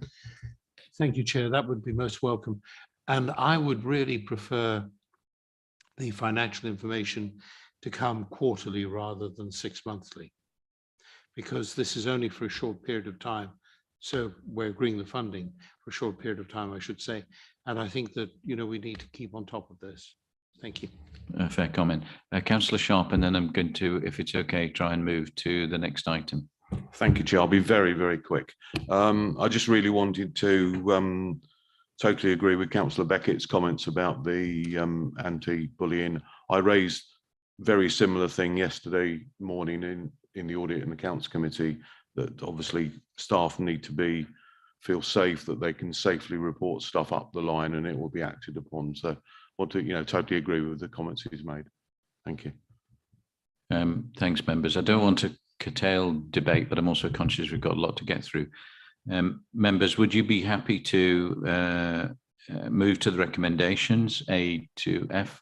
Oh, sorry, Jan, you wanted to come in? Yeah, just a very quick question to Sir or Steve. Appendix B, the project manager was appointed in the 19/7/21. And then if you look at Appendix C, project officer for the March major project. So is this a different person or is it the same person? If you already appointed them last July, why are we reappointing next month? Sorry, which one is it? Appendix B, the third from the bottom, March major project manager appointed, start date 19/7/21. And then if you go down to 1, 2, 3, 4, yes, I can fifth see down, that.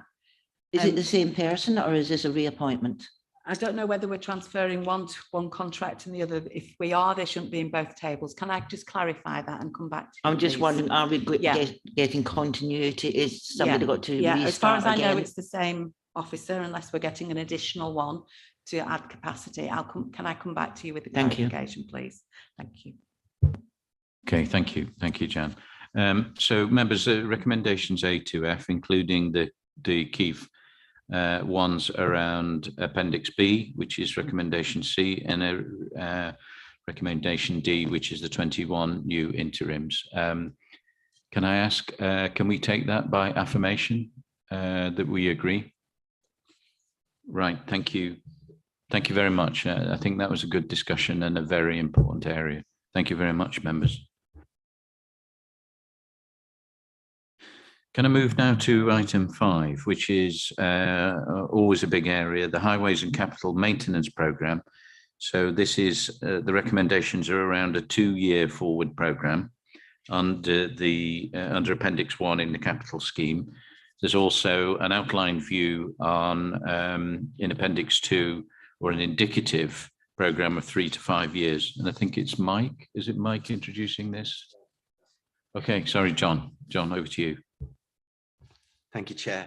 Yeah, as introduced, this report seeks approval for the delivery of the capital funded maintenance schemes to be undertaken to maintain the highway network and associated infrastructure in a safe and serviceable condition over the next 2 years. The recommendations are set out in the report. Appendix 1 is the list of the schemes that we intend to do in 22-23 and 23-24, and those will be delivered through our existing maintenance, supply chain and contracts. If I can draw your attention to a couple of notes. The programme has in previous years been included as part of the Highways Operational Standards report. We brought it to you separately in reflection of the significant investment in highways infrastructure that the capital maintenance programme is. And we've also included a 3 to 5 year indicative programme, which looks a bit short. It's not a full detailed programme, but our objective is to keep developing that, and that is to provide a forward look at what's coming for highway maintenance, what our needs are. And it also brings us more in line with current industry asset management good practice across the highways industry. Happy to take any questions on that report. Okay, great. So members, any clarifications, questions for John immediately before we move to the debate? Alex. Thanks, John. I noticed the other day, I think the government has actually announced the grant for us with the pothole fund. Wasn't quite sure whether it is the amount that we were expecting or not in the report, 2.5. Yeah, the indication that we have from the Department of Transport is that our highway maintenance block funding, so the funding capital funding we receive from them, will remain as 21-22 allocations for the coming 3 years. Thank you. Members, any other questions, clarifications before we move to the debate? Neil.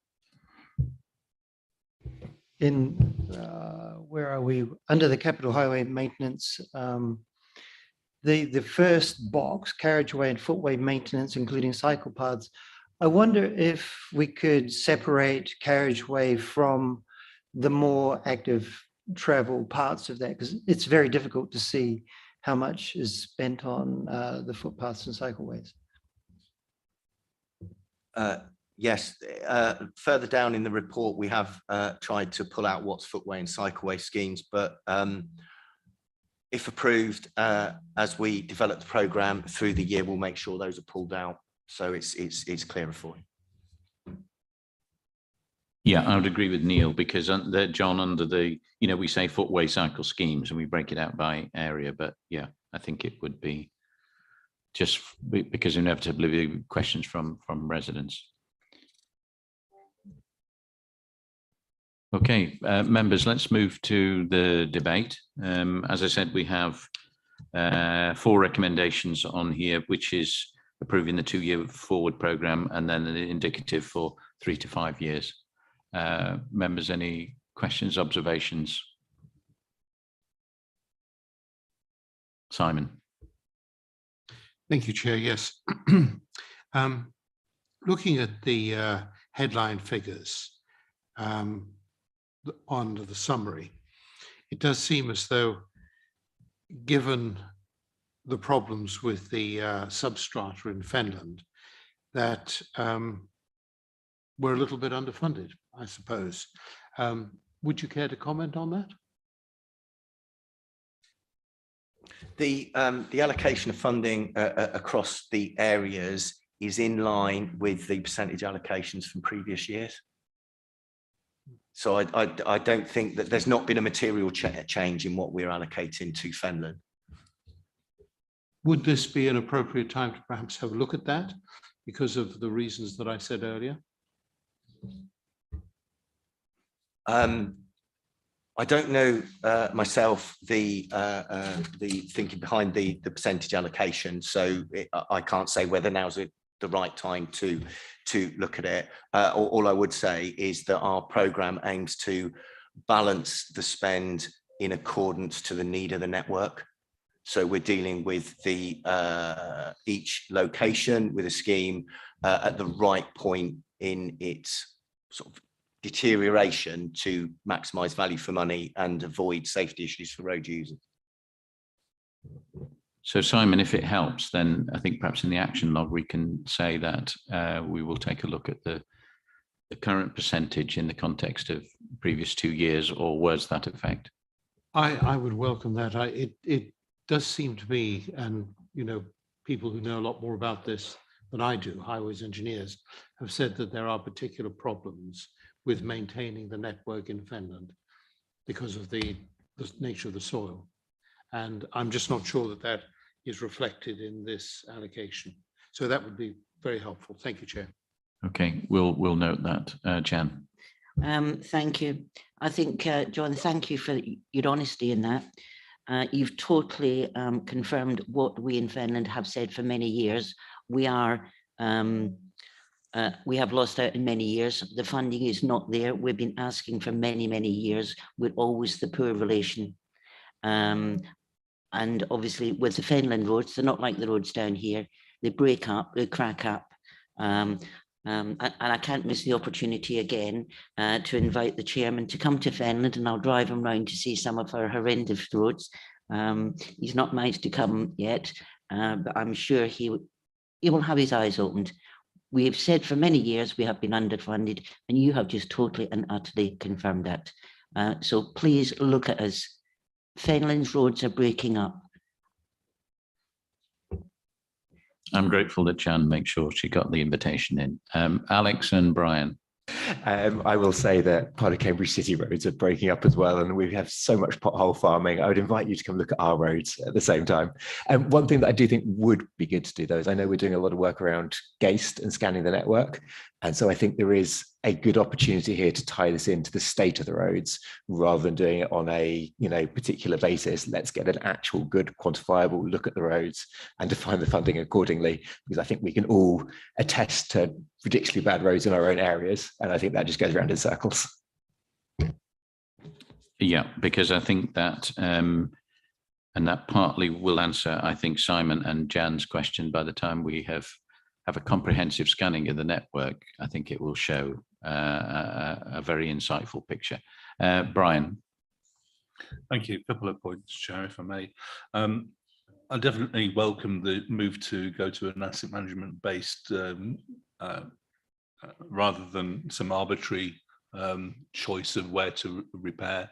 I accept that we've all got problems, and I've gone to the news washers along some amazing roads that we have to take responsibility for.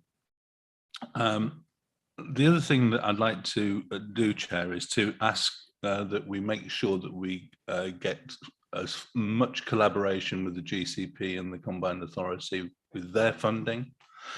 When we're talking about active travel schemes, we need to be able to reduce or remove barriers to people taking to their bikes, for example. And the state of the surface of many of our roads is actually a clear and present danger to cycle users, for example. And we can't let that continue because it's completely contrary to the active travel scheme that we want to introduce. So I just implore the officers to do as much collaboration as possible. Thank you. Thank you. Good point. Simon and then Mac. Thank you, Chair. Yes, I just wanted to ask about a specific scheme that I spoke to Sue about the other day, and it's Bellamy's Bridge, which is near Wisbech St Mary. And I just wondered, I don't see it reflected in this list at all, and I'm disappointed in that because there was a meeting about 4 years ago where I was assured, along with Councillor Count, that it would be included. So I wondered what would be the process for getting that included now or in future. Let me take that one away, and I'll talk to, sounds like the bridge team, the structures team, as to where that is and why, and come back to you. With regards to schemes being added to the programme, we would look at those on a needs basis. So whether that's the need of the physical infrastructure because it's deteriorated rapidly, but also in that we would consider the impact that has on the community and road users. And that can be brought forward to myself, but one of the recommendations is that Sue, as Service Director, would discuss with Chair and Vice Chair as to whether a scheme would be brought forward like that. Be clear, Chair, if I may, this isn't a bridge scheme, it's a junction realignment. The area is called Bellamy's Bridge because it includes a bridge, but the issue is really about the junction realignment. Thank you. Thanks. Mac. Thank you, Chairman. I want to apologise in advance if I misunderstood Councillor Milne. He's putting his hand up. When he was addressing the committee a little while ago, and he was referring to what Councillor French had said, he says he liked the move towards an asset management approach. Now, unless I'm misunderstanding him, we've had an asset management approach for a number of years now. That is our current policy. is an asset management, which is unfortunate in some ways. I mean, and I support it, and I think most of us can understand the argument that it's a more proactive approach to highway maintenance rather than reactive. In other words, you look more carefully at maybe the roads most used and try to maintain them in a good condition. But it has meant as a direct result that some of our more minor roads, particularly estate roads, tend to suffer, and this causes us problems at the moment. But I think I'm wondering if it's maybe a good opportunity. We should be looking to explain to members the difference between the asset management approach and the reactive approach we've done in many years, because one of the benefits that we've had, and I think we're probably now into 2 or 3 years, that we actually, in terms of government funding, moved up to a band 3 and seen as our approach to it, which attracts greater funding from government. But there's no argument. I believe in it, but it does cause us problems at the, we are a rural county at the end of the day, and we often hit drove roads in particular where our maintenance isn't as good. But that was the price we ended up paying. And I don't think that has changed, but I think it would be useful if all our members fully understood the difference between the asset management approach and what was in the past for many years was just simply we reacted, we filled in a pothole, and it's back to the argument, should you fill in the next pothole and all the rest of it. So my recommendation, Chairman, through you is if we could have an update and an explanation as to what asset management actually means and how it does attract that additional funding now that we're in band 3. And I think we are still in band 3, aren't we? Yeah. Okay. Thank you. Okay. Yeah, a good point, because we do refer to that in the recommendations. John or Sue, do you want to comment? Sorry, yeah. Can I just come back to Councillor King on Bellamy's Bridge, if that's okay? Sorry, John, I'm going to, because yes, we've got an item coming to this agenda later on the agenda, which is the strategy for Fenland and Huntingdonshire. And that will be the mechanism by which we could capture Bellamy's Bridge in that future programme of works, in that strategic overview of that plan moving forward. So that's what I discussed with you the other day when we talked about it, was it's on a long list, and now what we've got to do is look at that way of getting it funded through that strategic approach, which is one of the items later on the agenda. So that would be that next step forward. Sorry. And then in response to you, Mac, in that actually in one of the conversations I was having with John yesterday, he was talking about a lunch and learn sort of programme of sessions, not just for H&T, but also for the wider councillor community, so that we can actually explain that asset approach, because sometimes it can seem quite counterintuitive where we do actually invest the money, and actually bringing councillors along with us means that they're supported in those conversations with the residents, and that's absolutely where we need to be. And it is part of giving councillors that wider support in having those difficult conversations sometimes. Thank you. Any more questions and comments? Brian. So just a couple of things, Chair, if I may. Ask a question about the procurement of the software system that we referred to from Geist, and whether that's now complete or it's in due process, because that's the move that I'm referring to in terms of asset management. I was aware that we were already nominally at least had an asset management. The question is the accuracy of the data and how the comparator is created between one deficiency and another. The other thing that I wanted to just ask for as well is in terms of footpath management. We know we've got a slurry scheme that can improve the surfaces of the footpaths, which are welcome, because a lot of our older citizens that use, for example, mobility scooters, have serious trouble on a lot of our pathways, and we can't really be allowing the state of our footpaths to restrict people from leaving their homes, and sometimes this is the case. People are taking to the roads because they're in a better condition than the footpaths. So another implore for that to be taken into account. Thank you. Thanks. John, do you want to comment on Geist? Yes, thank you. Yeah, the Geist system is survey. So it provides data and information for us to use. We've not implemented it as yet. One of the things that I've been looking at moving forward is ensuring we have the capacity and capability to make use of that information in the best ways.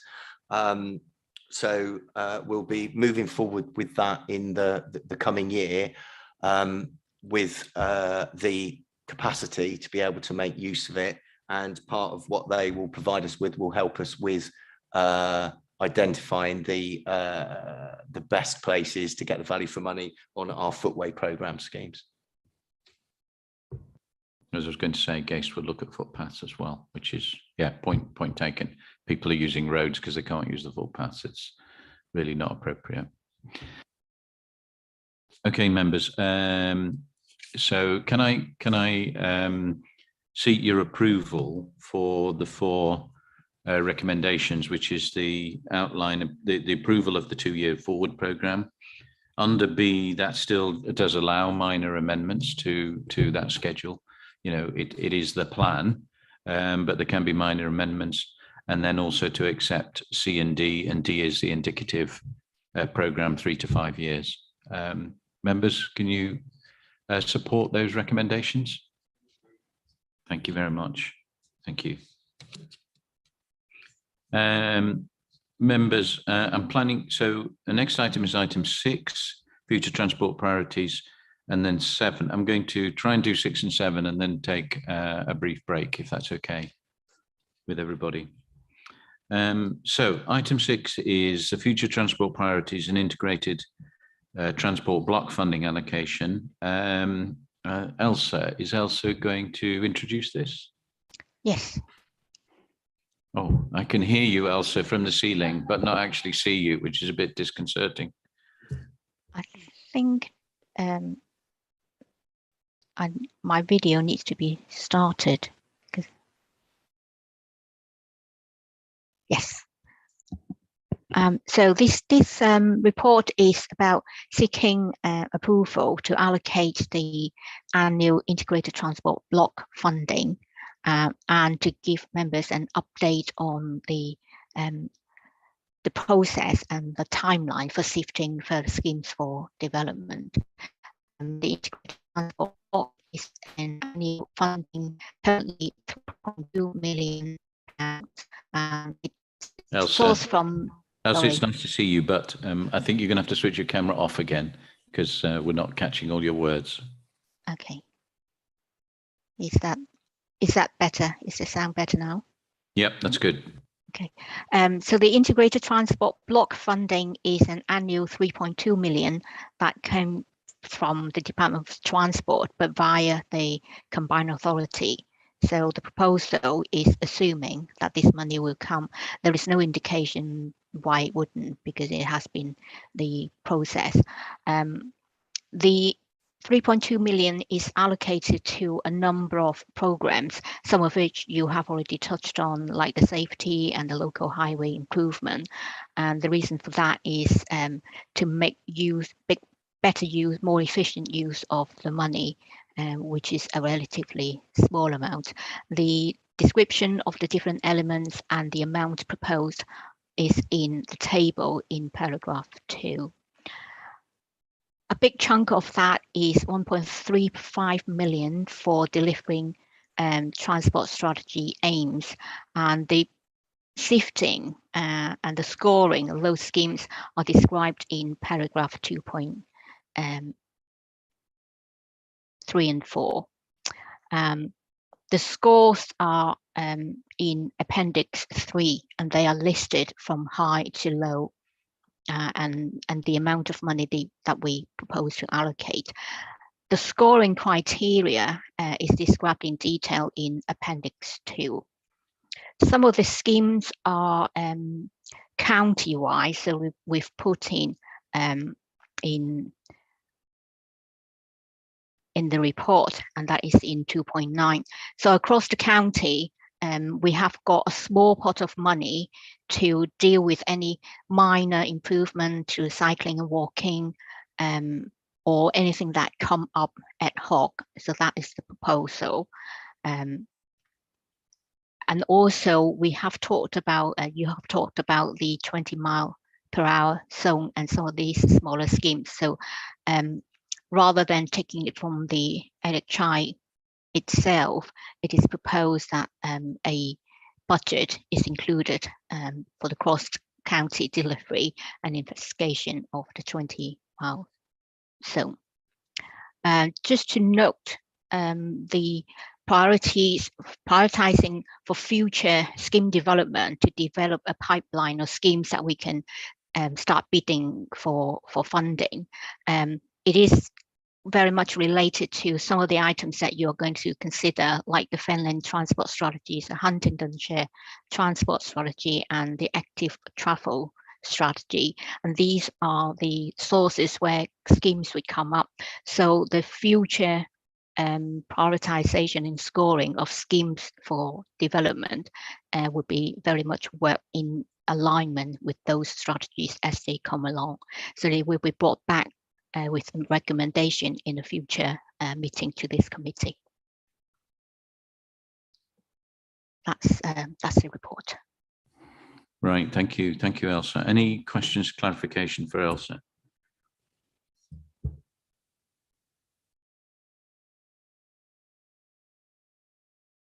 In that case, members, could we move to the debate? The recommendations are approve the proposed allocation of the funding that Elsa's outlined, and that also is dependent on the combined authority. And just note the process and the proposed timelines with the sifting criteria.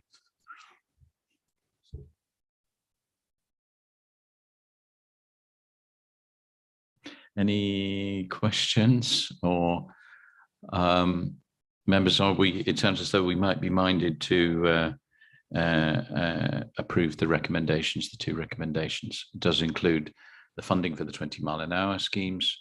So that's identified, and therefore we can start to move forward. And as Mac mentioned before, it doesn't take money from the LHI, it's sourced separately. So, okay, members, can I ask that you approve? Mac, go ahead. Yeah. So I wasn't switching the mic on until I was distracted. Just picking up on the 20-mile-an-hour, and I'm sort of quickly scrolling through this because I've spotted it somewhere, but maybe not on this paper. The actual amount allocated for this year ranges from 100,000 to 250, I think, to remember, for the 20-mile-an-hour.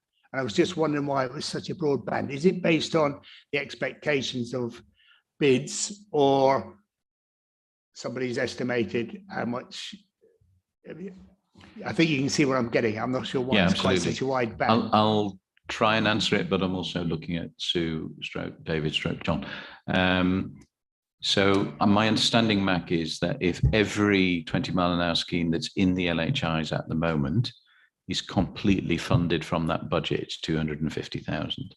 If there was any match funding, if the member working group decided, so that's not decided yet, that it wants to ask for some match funding from the parish or the residents, then it would be a lower figure. But in the budget, we have allowed for up to 250,000 to fund them all. Does that help? Does it help to explain why I banned? Because I couldn't immediately see it. It wasn't immediately obvious why it was such a ban. But so it's an estimate based on it. And again, people say match funding, but it's not necessarily matching the funding, but it's contribution, if you like, agreed, whatever the contribution be, but 10% as is in LHIs. But yeah, okay. So, thank you. Okay, members. So with that clarification, that was useful. I think we approve. Thank you. Thank you very much. Thank you, Elsa. Nice to see you, although briefly. Thank you. Members, item 7. So is a weighty document, which is the HOS, the Highways Operational Standards. John, is this you to introduce? Go ahead. Thank you, Chair. Yeah, this report seeks approval for 3 updates to sections of the Highways Operational Standards. The Highway Operational Standards sets out our highway service standards and operational policies that underpin the delivery of the service on the ground.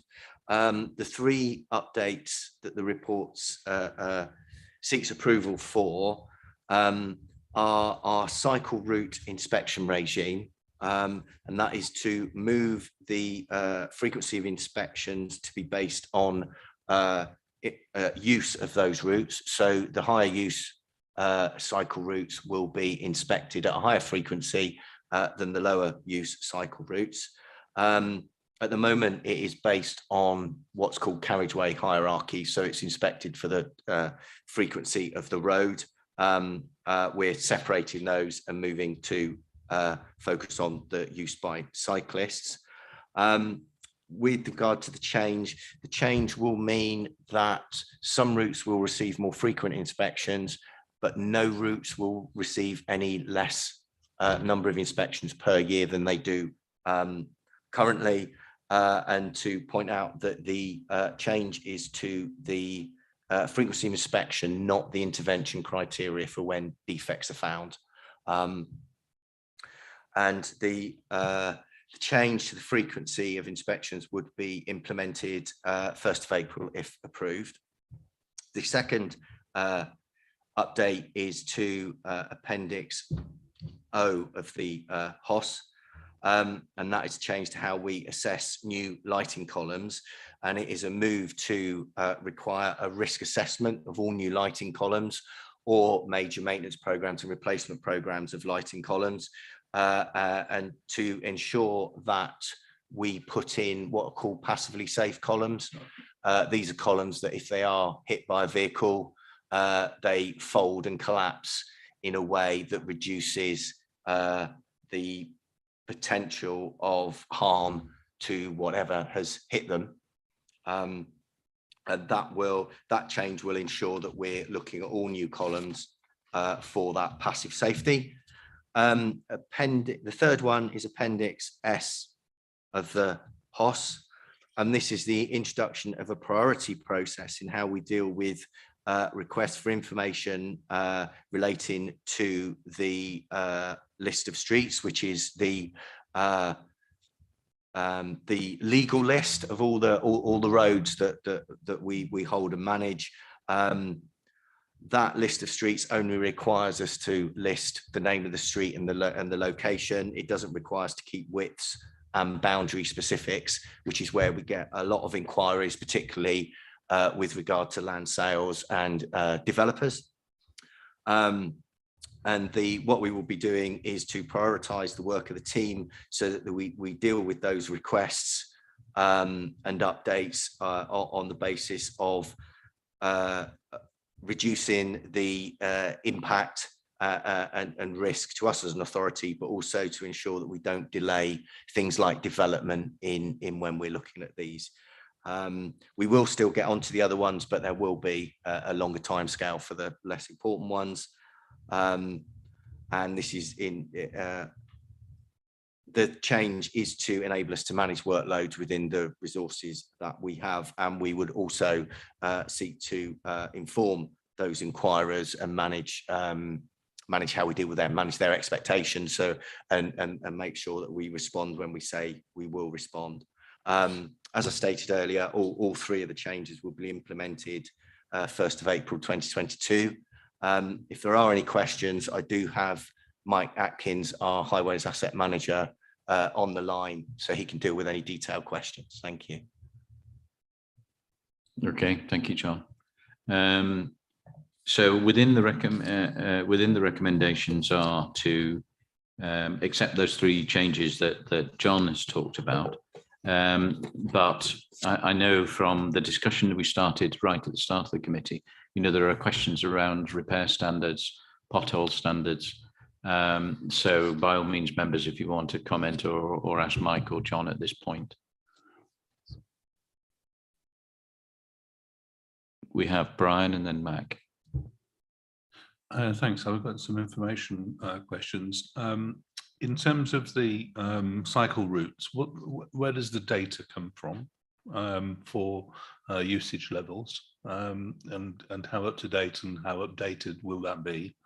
On passive columns, I'm interested in understanding the replacement timeline. In other words, from the existing lamps of stock, what's their life span? And are we talking about replacing or adding passive columns only when they're new? What's then the relationship between that programme and Balfour Beatty, the providers under the PFI contract?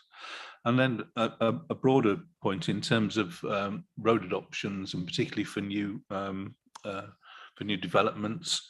I believe we've got a policy of accepting more new developments as adopted roads. In relation particularly to the SUDS systems that were the reservation before. So if the officers could comment on those three items, I'd be appreciative. Thank you. Okay, John or Mike, who wants to take that? Perhaps I could defer to Mike. Thanks, John. I hope you can hear me okay. I'll leave my camera on until you tell me otherwise. I think, Councillor Mills, there are a number of points. There's the usage of cycleways. We have some data, but it's not a comprehensive set of data for cycleway usage. However, we're fairly clear through the county which constitute the more busy commuter routes and the routes to schools, etc. And it's on the basis of that mixture of knowledge and data that we're implementing or proposing to implement this revised policy. In terms of the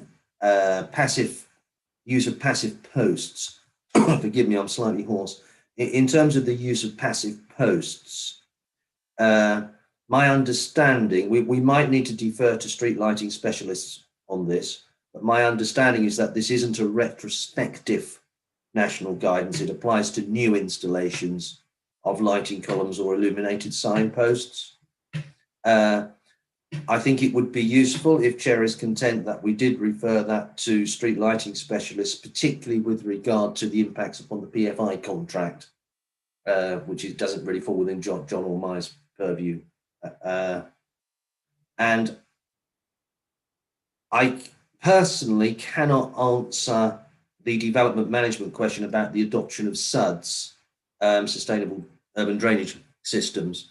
And unless colleagues at the meeting are able to address that, I would suggest, Chair, that be referred to our colleagues in development management, and probably specifically Nigel Egger. Thank you. Thank you, Mike. Brian, is that okay? Some clarification on that? Yeah, I mean, perhaps we can. I can take some written answers on the issues that are outstanding. Thank you. It's a lot. I think it was Councillor Beckett, then Councillor Maguire. Can I just check, are we in the debate now, or are we still in there? We are. Thank you very much. John, very much appreciate this going forwards. Start with the cycling part of this. I think it's really good to update that. It appears what we're trying to get to here, from my reading anyway, is almost like a route hierarchy for cyclists, which we do have, and we're kind of using number of users as a synonym for what priority this route is. Given that we are currently going through a route hierarchy within Cambridgeshire roads, and I assume that we might be thinking about doing the same across the rest of the county at some point, I wonder whether it might make sense actually at some point to change this to be network hierarchy based rather than usage based, with the usage playing into the network hierarchy. I agree this probably works very well for now and is a good first step, but it might be a bigger piece of work to actually consider it as a network hierarchy. Cycleways are obviously incredibly important with active travel and everything else we're about to say going forwards, and so is the maintenance of them. I, on Saturday night, being the I am, went and read through the Highways Operational Standards, and particularly Appendix A is kind of interesting with the way that we treat potholes and intervention criteria for cyclists. I note at the moment that it's currently separated out that we have carriageways, cycleways as part of the carriageways, and then footways and cycleways. Now, the cycleways as part of the carriageways actually currently is the same intervention criteria as the carriageway. I think it might be worth us taking a look at that again and perhaps aligning it with the cycleways part, because, for instance, little local thing. I hit a pothole the other day, punctured 2 of my tyres on a bike. That a pothole wouldn't currently meet the criteria of intervention criteria for the carriageway, but obviously on the cycleway that is more important. And we see, I think Brian got thrown off his bike recently hitting something as well. So I do think we need to take another look at how the intervention criteria is applied to the cycleways as part of the carriageway.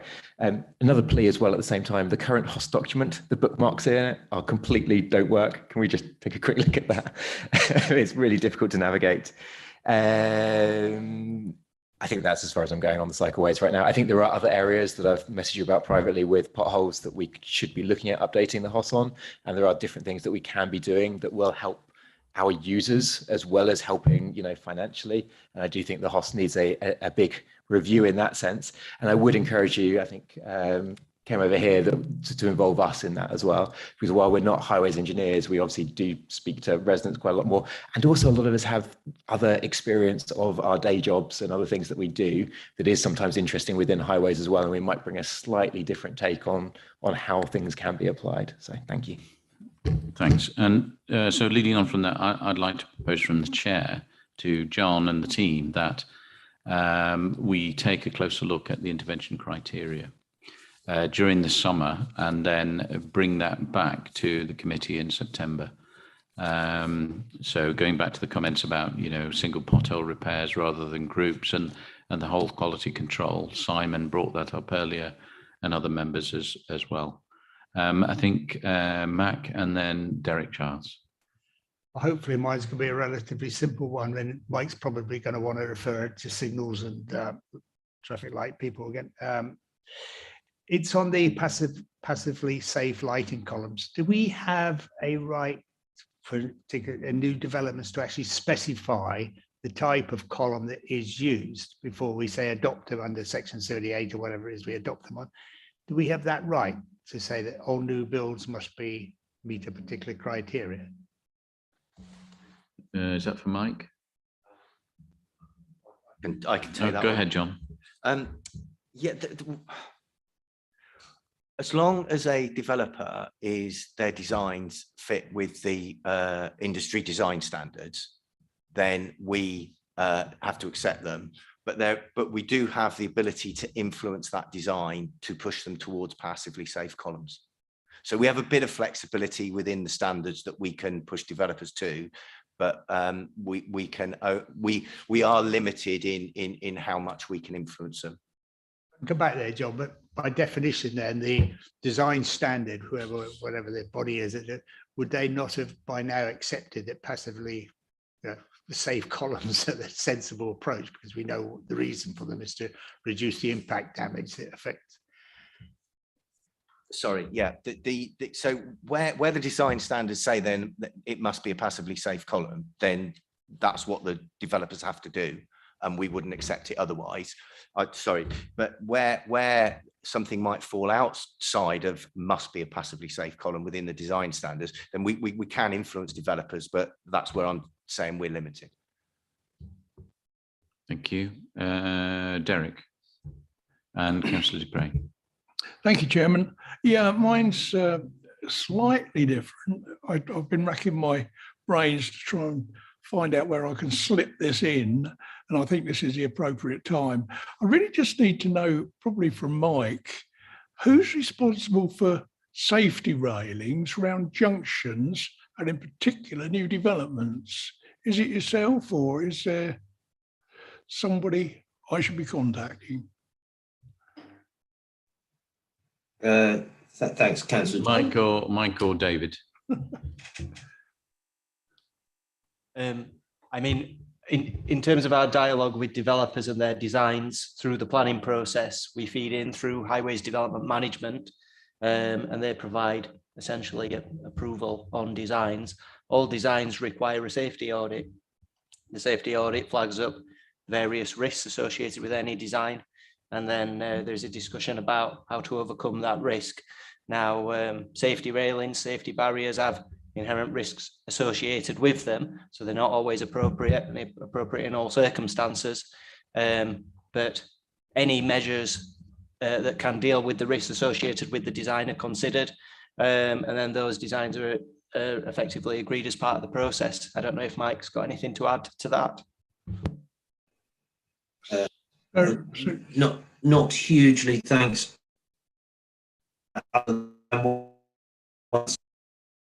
We're losing you, Mike, so maybe just put off your camera.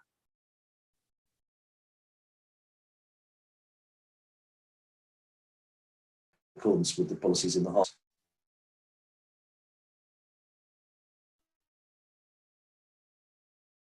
Okay, unfortunately, we've lost you, Mike, but if you can hear me, just switch off your camera and we'll try and come back to you in a second. Yeah. Okay. Are you able to hear me now, Chair? Yes, go ahead. I'm in danger of repeating myself. I don't know how much you heard first time. I was just responding to Councillor Giles' point further to David's comments. Obviously, once the safety fences, safety barriers are adopted, they then become the responsibility of the County Council and are inspected and maintained in accordance with the standards in the HOS. So, Chairman, if I can just push that one a little bit further, my question was, who do I contact around this? You mentioned safety audits and things like that. Right. Yeah, in the first instance, if you come to me, I can feed it through to the relevant team. If it relates to safety audit team, I can feed it through, or it may well relate to highways development management, or if it relates to a specific application, maybe that I best direct it towards the planning authority who will be consulting on the scheme. Right, thank you for that. Perhaps I can have a chat after the meeting on that. Thank you. Thank you. Members, any other questions? Jan, did you have a question? Lorna was first, I beg your pardon. Thank you.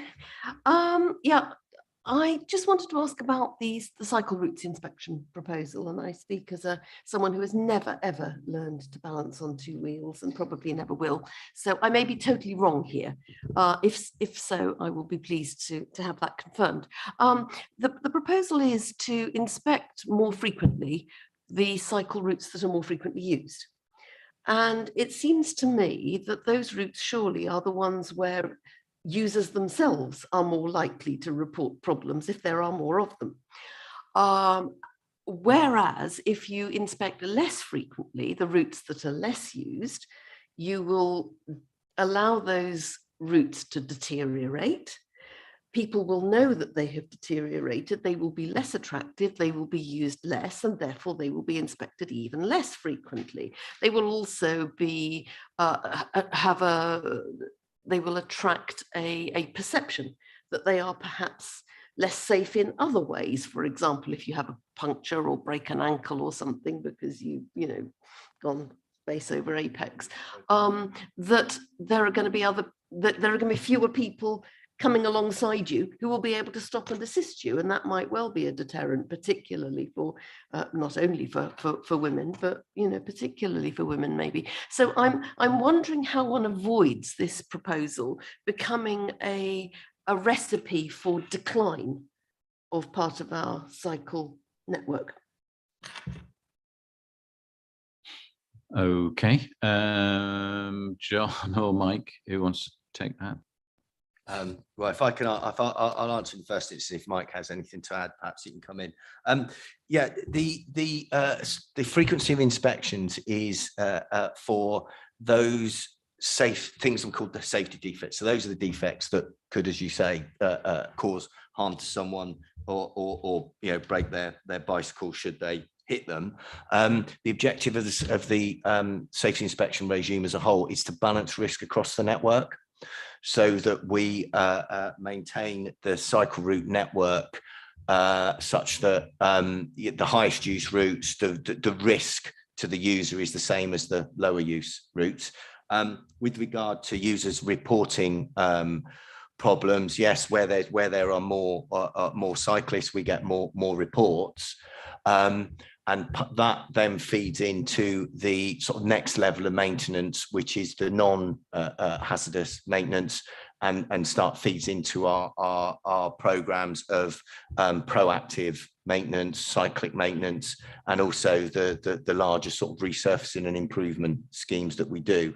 So the safety inspections aren't a single thing. They're part of that bigger management of the cycle route network.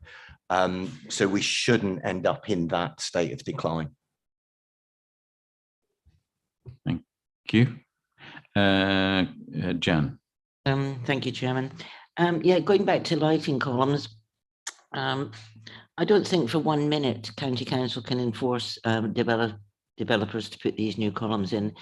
We'll look at Highway County Council as a statutory consultee on highway safety issues, and especially if the roads are not going to be adopted. There's nothing in the National Planning Policy Framework.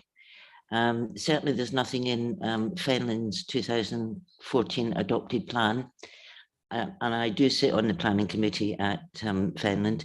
And I think if this is something that County Council tried to enforce, I don't think you would get away with it. Thank you. John, do you want to comment? Or? I think that what we rely on to get the good, the right quality infrastructure in where we don't have that ability to influence, so where roads aren't going to be adopted, is that all developers, they have to follow the legislation around street lighting standards. And there's also the electrical safety regulations as well. And so they feed in to provide that general standard. But you're right, if it's not going to be adopted, then we can't force developers. Yeah, and bearing in mind the County Council does ask for highway improvements, education, and there's a whole basket of Section 106s. And certainly we wouldn't, as a planning committee at Fenland, wouldn't look favourably trying to force the developers to do additional stuff, especially in this day and age where everything is much more expensive. Okay, so members, we're asked to. Oh, sorry. Who's the members? Oh, Piers, I beg your pardon. Quick it will be. I just wanted to add my support, Chair, to the suggestion that we look at the intervention criteria on a more rigorous basis before September and come back. I understand the idea of asset-based management here, and I will support it to my members, but there are elements of the intervention criteria which just defy common sense, where I'm sure all our electors have looked at things and think, why? I'm sure we can do something that will improve service around there. So thank you.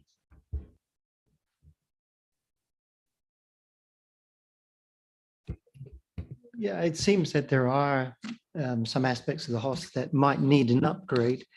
And I wonder, without making us stick to beat ourselves with, that we might have some mechanism whereby we do a more general review.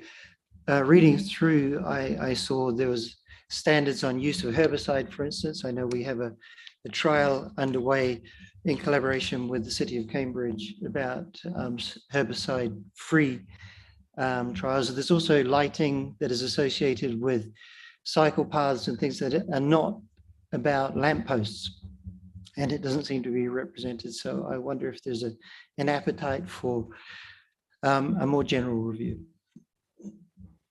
Thank you.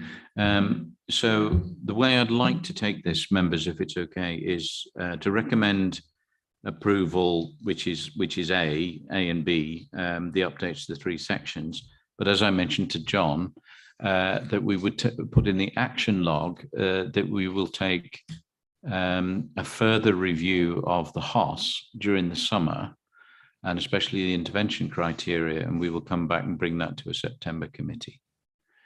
And we'll put that in the action log. Is that acceptable to everybody? Thank you very much. Okay, members, I'm conscious of the time, but I said we'd have a break, a 5-minute break. We'll come back and then we'll go through active travel. Thank you very much. I know we've got guests waiting.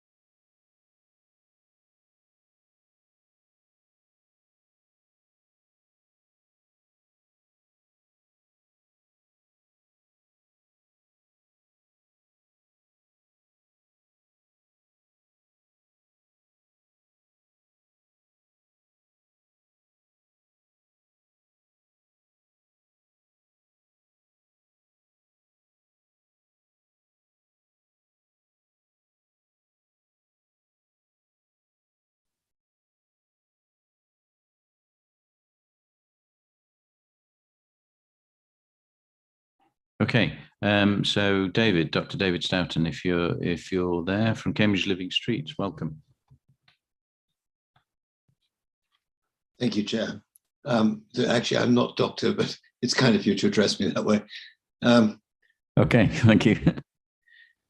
You will, of course, be aware of the campaign we've been conducting with the RNIB and campsite to address the growing concern about pavement parking.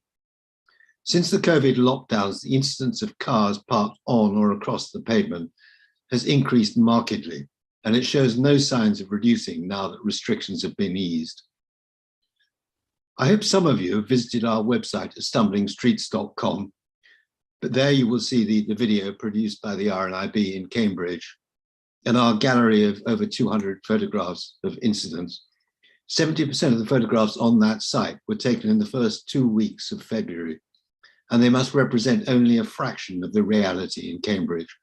I'm sure the problem is duplicated across the rest of the county. Pavement parking is an irritant for all pedestrians, but it's a major concern for some groups. Wheelchair and mobility scooter users, as well as parents with prams or buggies, are often forced into the road to get round the cars. For the blind and the partially sighted, who use canes and the curb to orientate themselves, it represents a genuine hazard with real potential dangers. Barriers like this make a mockery of active travel pronouncements for many would-be pedestrians. It's essential that they're reduced if full participation in active travel is ever going to be achieved.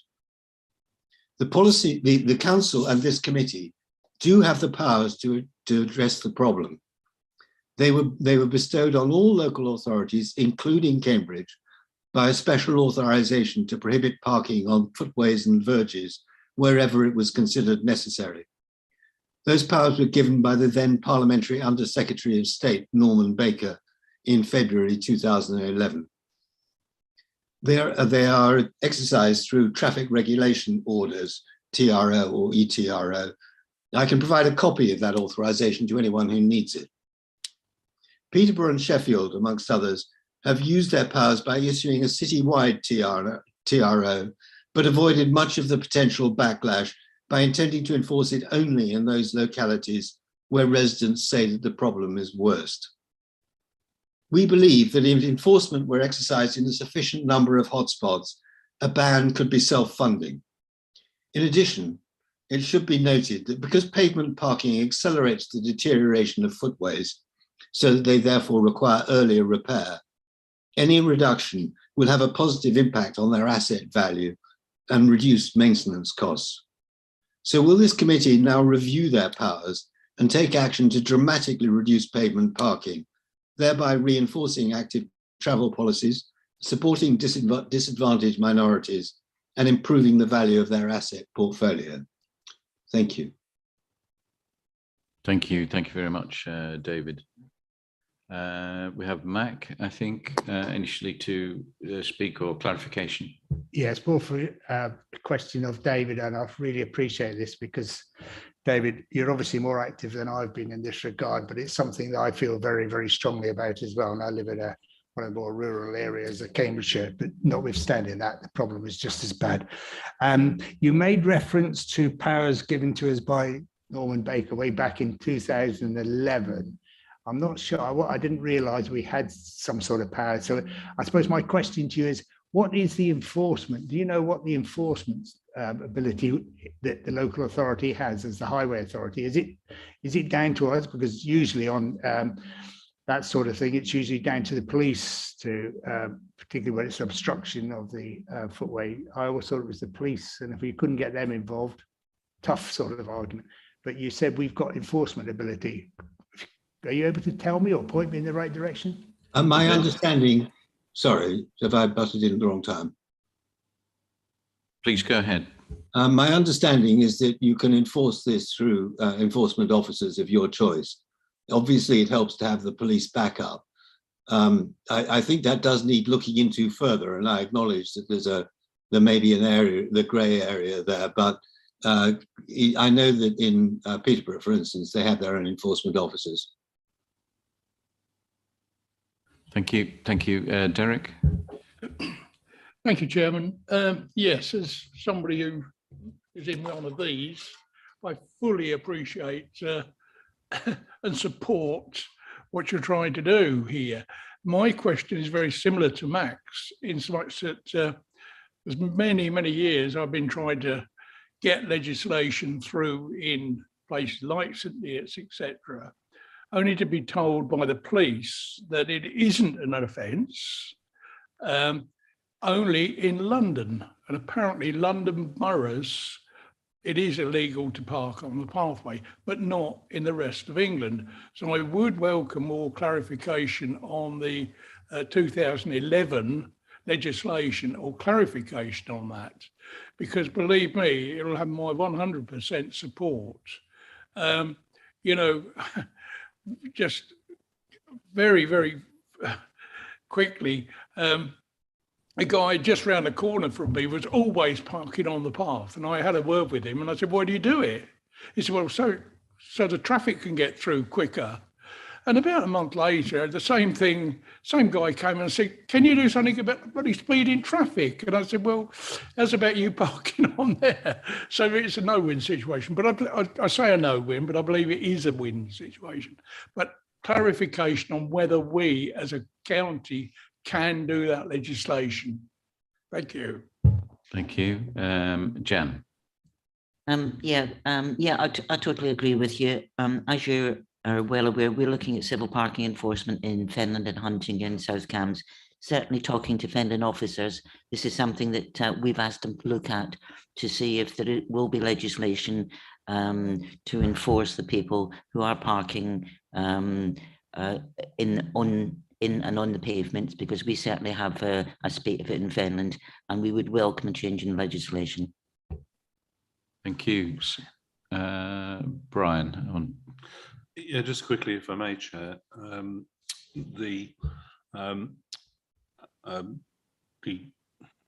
law in terms of what we require would be a TRO. So it says here, parking on pavements and verges in England is permitted unless specifically prohibited by a local authority, either street by street or zonally.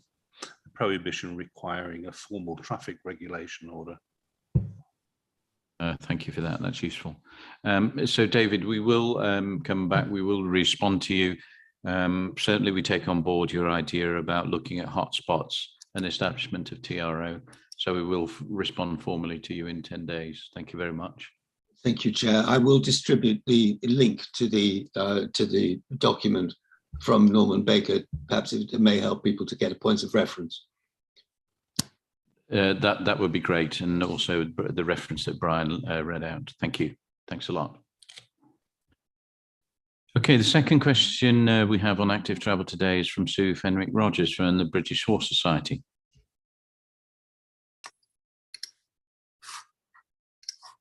Hello, can you hear me okay? Is my voice coming through clear? Yes, thank you. Oh, lovely. Thank you very much. Thank you for giving me the opportunity to speak. I'm speaking on behalf of Linda Worth, who is unable to be here today. She's at a Greenways meeting that's taking place at the same time. Linda is the County British Horse Society Access Officer. I'm a fellow volunteer. I run a local bridleway group in Swavesey where I live. I'm a horse owner. I'm also a commuting, racing and leisure cyclist too. Right, do you want me to read both of the questions that she's submitted, or just question one at the moment? I think both. I mean, you have 3 minutes in total, Okay. Sue. Question 1, Active Travel Strategy Draft Report. The stated overall aim of the strategy is to make active travel the most convenient and natural option for commercial purposes, education, commuting, day trips such as shopping, especially where it would replace a car journey. Active travel is defined as walking and cycling, along with other wheeled options. Walking, cycling or horse riding as a leisure activity is only included, quotes, where all non-motorised users need to be counted for on the network, end of quotes. Horse riding is recognised as active travel, but excluded from the strategy on the grounds that they only use the network for leisure purposes. This is incorrect. Riding schools, racehorse trainers, professional riders, trainers, dealers, undertakers, wedding carriage drivers, draymen all use the network for commercial purposes. Horses are used for shopping, to take school children to school, local chores, i.e. access post box, ride to the pub for lunch. That's all active travel, replacing car journeys and meeting the strategy's criteria. Fuel costs and climate change concerns will only increase such use. And ironically, the lack of safe access is a barrier to current expansion. The stated aims and restrictions of the strategy discriminate only against equestrians. Exclusion of, quotes, the most vulnerable road user, end of quotes, fails to meet the requirements of number 4, alignment with corporate priorities at 4.2 through to 4.5, 5.4, 5.6, 5.7. The network must comply with the new highway code, which gives equestrians the same and sometimes more protection than cyclists. Exclusion of horses is wrongly embedded within the ethos of this draft document, therefore it must not be approved today. Any changes which put horses at greater risk by their exclusion require CCC to demonstrate they fulfilled their duty of care and consideration of a foreseeable risk. And if I may just add a small rider, excuse the pun, it would be disingenuous for this report to exclude equestrians on the basis of them being for leisure use, because any new or improved infrastructure that this report causes to be put in place for cycling and walking for non-leisure reasons will automatically be the very same infrastructure which cyclists and walkers will use for leisure too. Therefore, this report is catering for leisure use for cyclists and walkers whilst excluding equestrians. On to question 2, active travel strategy user hierarchy. Policy 8005, prioritisation of user hierarchy. Quotes, an important part of embracing active travel is putting non-motorised users at the top of our transport user hierarchy as illustrated below, end of quotes. So, having identified the questions as non-motorised users, the information graphic excludes equestrians. That leaves them as the, quote, consider last, unquote. The Fenland strategy contains a similar statement. County Council's policies and strategy on active travel must be in line with government policy and strategy as set out in the Highway Code and a hierarchy of vulnerable users. I'm sure you've all seen the adverts on the telly and in the media recently. It's just been updated, the Highway Code. Number 1, pedestrians. Number 2, horse riders and cyclists equal. Number 3, motorcyclists, etc. And then cars, etc. after that. The draft active travel strategy document we're looking at today containing this discriminatory information must not be approved today. We acknowledge that officers have limited knowledge about horses and we absolutely offer our assistance in reviewing this document. We also acknowledge some of our stakeholder engagement comments have been incorporated, which we do appreciate. Policy decision to include equestrians within the strategy would remove the majority of problems and would come into line with other local authorities too. So thank you very much. I'm happy for any questions.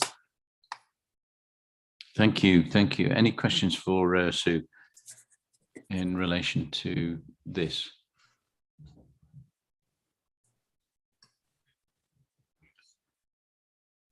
So Sue, thanks. Your comments are very much noted and certainly not the intention. Can I have 20 more seconds? Go ahead. Also, most of the use of the rural non-motorised use, the rural brideway cycles by cyclists is by male cyclists. I can say that after cycling for 40 years, whether for commuting or leisure. Most of the use of the rural non-motorised use, I'm not talking city centre routes, by equestrians is by female equestrians. So again, if this report excludes equestrians, it could be seen as gender discrimination, and none of us would want, that sort of charge to come against the county council or any of us. So it's something, again, worth thinking at. And very finally, you've got 3 groups of bodies: the Local Access Forum, which Linda and I are both members of, which represents all non-motorised users, the County Council's Asset Management Team, and the County Council's Rights of Way Maintenance Team.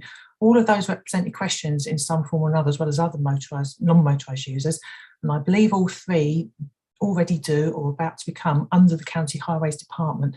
So therefore, it kind of makes so much more sense that new policy documents coming out from the Highways Department should include equestrians too, please, as equestrians come under 3 groups coming under highways, if that makes sense. Thank you. Thanks a lot. As I was saying, it's certainly not the intention. This is the start of a stakeholder engagement process.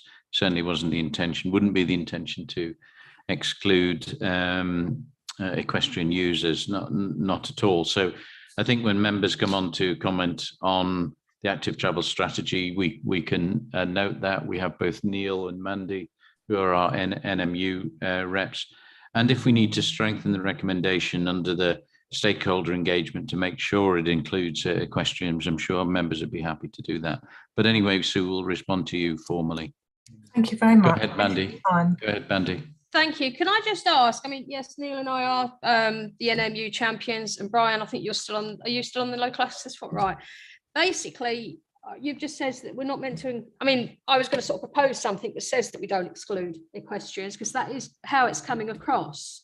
So it's even sort of making sure you go back, and if that sort of, I don't know if comfort's the right word, but if that information going back to Sue does sort of think, right, you're not going to be forgot about, can we ask if that helps? I don't know if that's appropriate, but you have just says, you know, it's not the intention, but it does come across as though that is the intention. Yeah, reading through it, I totally take the point. And that's why maybe we need to, under the recommendations, Mandy, to... I have made an amendment. Okay. Would you want to put that? No, I'll do it later, it's fine. Okay, that's good. Matt, go ahead. Thank you, Chairman. Okay, that probably covers the point I was going to make. If Mandy's got an amendment, that's great, because I was going to say, if we look at 3.8 and 3.9, they don't really go far enough in terms of what the engagement side of it's going to be, and whether it be the questionnaire or involving members somewhere along that. But I'm happy to wait until Mandy's amendment. But can I also pick up an earlier point in the debate where we talked about, and Brian helpfully obviously looked up what we're allowed to do in terms of TROs with regard to parking on pavements from the first speaker point, David, was it?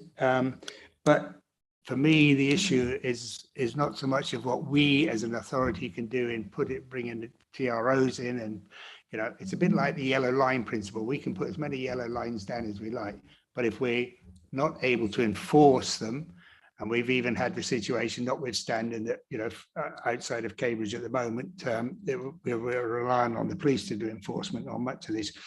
You know, if the yellow lines, for instance, are not perfect, often by the time it gets to court, the police will tell you this, I'm sure it happens all around the country, by the time it gets to court, the courts dismiss it because they said, oh, well, they're not well enough defined or whatever. And so this is one of our problems. So it's back to the old principles. What can we do to enhance the enforcement side of it? We've got limited powers, and I guess if we do it, adopt our own enforcement principles in districts, yep, that might help. But unless we educate Joe Public into not parking on pavements, it's going to be a losing battle anyway.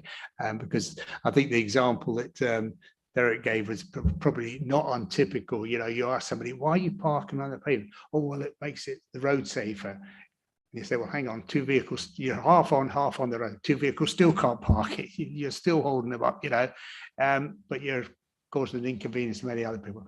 And it is to be an education thing. So whilst I have great sympathy, what I want to see is how we can enhance enforcement. Civil parking might help, but again, there'll be limited resources even with civil parking enforcement. Go, Mandy. Thank you. Like I said, I have got an amendment. Shall I sort of put it on the table now so as you're aware of it? I should have mentioned it to you before, but there's only something I thought of. It was for A, and also it sees if people like it. Are you happy? You're not happy? Decision was made by council a while ago that amendments had to be submitted in advance, and unless there's been submitted in advance, we can't accept. I didn't realise that was for here as well. Oh, so no, that's just me. I just thought I've been reading, I've been listening, and I've come up with a few words that I'm hoping will. I'm not meaning to go against any process. Can I come in on a point of order? That is not altogether true. This idea of full council, we want to give advance notice of amendments, but it's within the chairman's ability, if he wishes, to take an amendment to any motion at the meeting. Mandy, why don't you tell us what it is? All right, you I'll want tell you to, then. It's but right. I'm not making any promises. No, I understand that, and I'm not trying to jump in any process. Anyway, it's for A. It was to comment on the active strategy and include all non-motorised users on lines 1 and 2 of the diagram on page 141, which will include all equestrian users.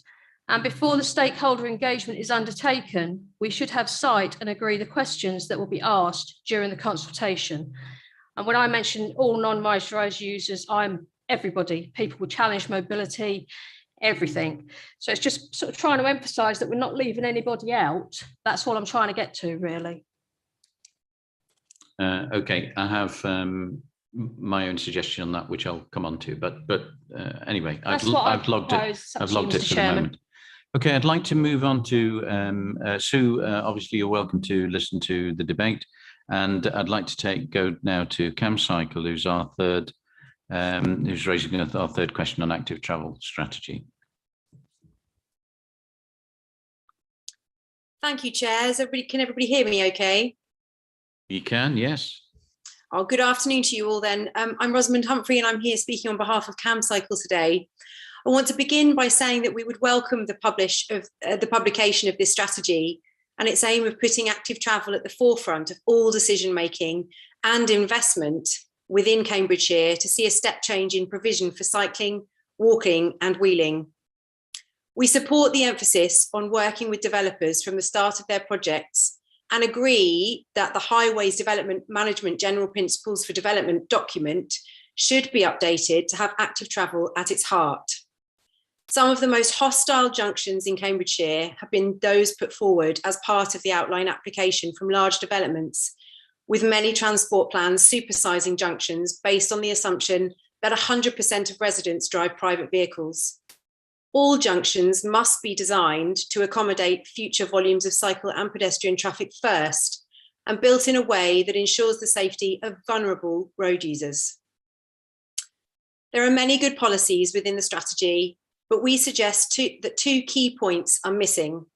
Firstly, provision should be made for the use of compulsory purchase orders where needed to deliver active travel infrastructure in line with LTN 120 and to ensure that there are no missing links within routes. Secondly, there should be the option of cycle hire at rail stations because good integration between public and active transport increases levels of mode shift and the distance that can be travelled without private vehicles. This point should be added to policy 8016. We ask the committee to support the addition of these changes. Thank you. Thank you. Thank you very much. Any questions for Rosamond? Simon, please go ahead. Thank you, Chair. I think those are two very reasonable and sensible suggestions. Just wondering how the second one would be funded.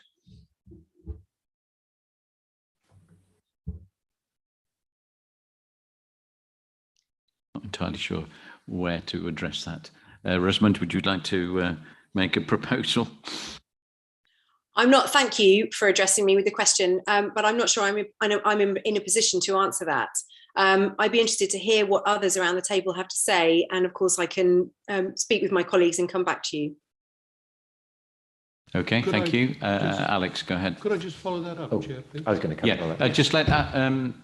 Just let Alex come in, Simon, and then come back. I was just going to talk to your original thing there. So obviously in Cambridge, we have commercial companies, Voy, offering those services. So on that case, there is no funding required for that. So it might be that we can integrate that somehow, and it definitely, depending on how it's written, needs to take account of that. Thank you, Chair. That removes the need for my second. Thank you very much. I should say, for a balanced chair, other cycle hire companies are available. Yes, good reminder. And cheaper than Voy. Thank you, Brian. Okay, so those are our three questions. Thank you very much for the three of those. And you will get a full response for us, and obviously welcome to listen to the debate. So we move into the general debate. Just as a reminder on this, At the moment, this is still quite a high level action plan. And from here, it moves into a proposed stakeholder engagement process. And I'll come back to equestrians in a second. So this is not the end of the process. It's also not entirely the start of the process. So there are stages to go through yet. So it's not the finished article. But anyway, welcome any comments or inputs from members.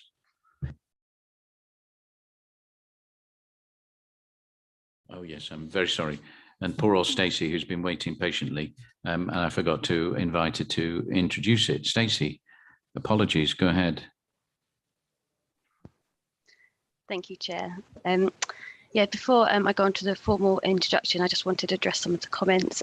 Yeah, I completely agree with you, Chair, that there is no intention to exclude equestrians from the strategy, overall strategy, and we have referenced them throughout, but we welcome those comments, and as you say, as part of the next stage, we do welcome further comment from the stakeholder group, so we can look to incorporate those more fully. I will provide my introduction.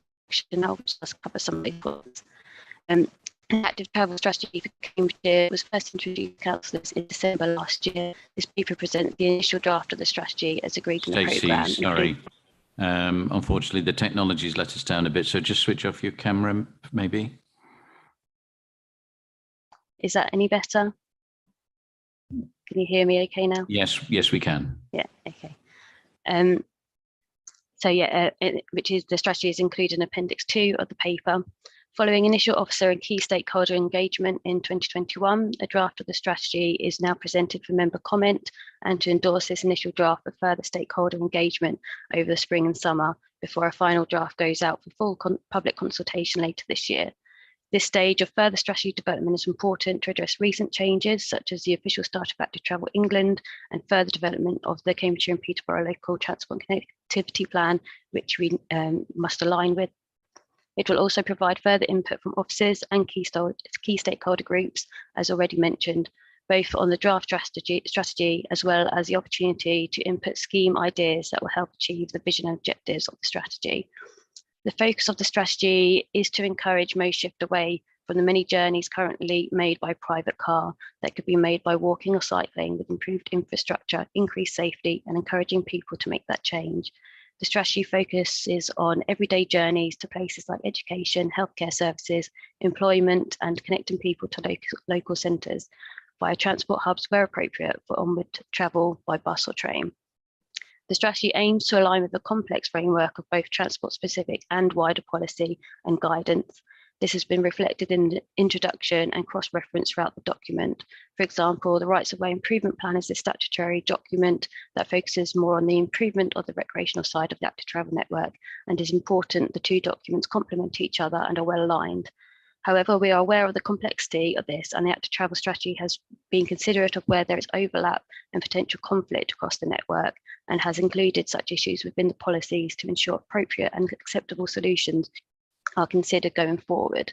There are a number of emerging documents that will expand and clarify the detail of some aspects of the strategy, such as an unmotorised user and rights of way design guide and an active travel toolkit for new developments.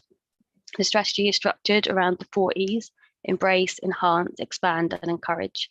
These themes encapsulate the key areas of change needed to ensure active travel in Cambridgeshire meets the overarching vision and objectives of the strategy, and also the wider long-term benefits for our communities now and for generations to come.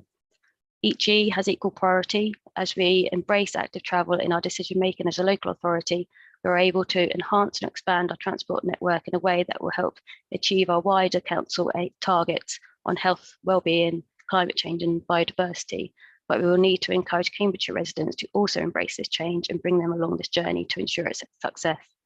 We welcome member comments on this initial draft today, and if agreed, it will be circulated to key stakeholders for further valued review.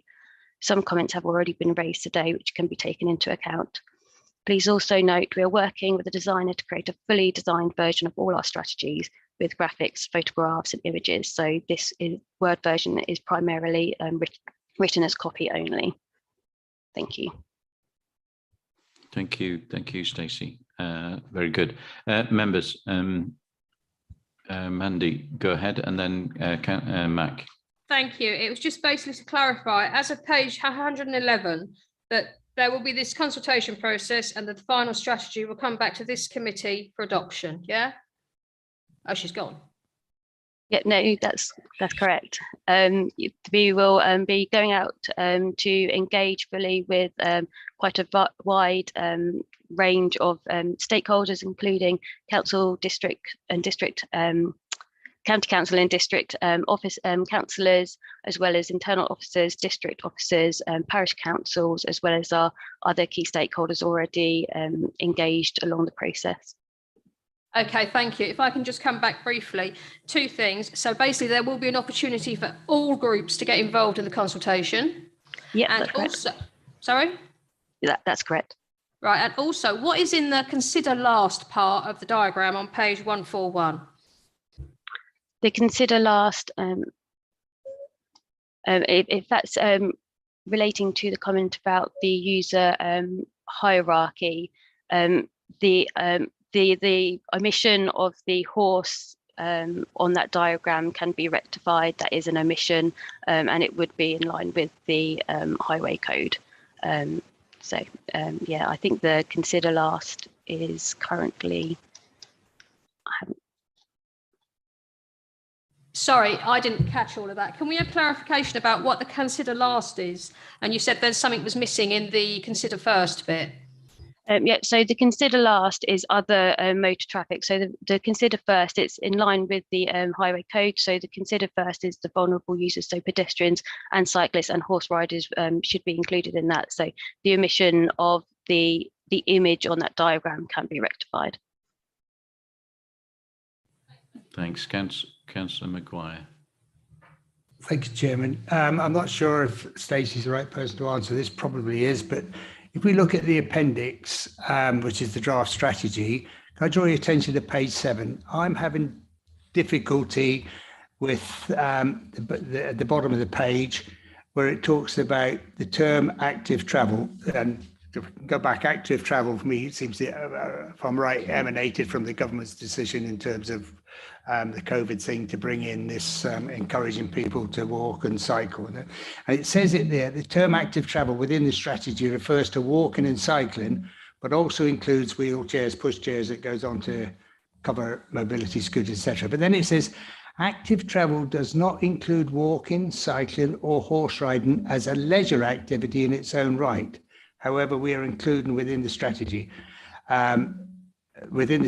where all non-motorized, or NMUs as you call them, need to be accounted for on the network. I'm struggling with that because to me, it seems to be a contradiction when it says in its own right. I'm not sure what that means because to me, they're all active travel, they're all encouraging, whether it's equestrian, cycling or whatever. So I have difficulty with that paragraph.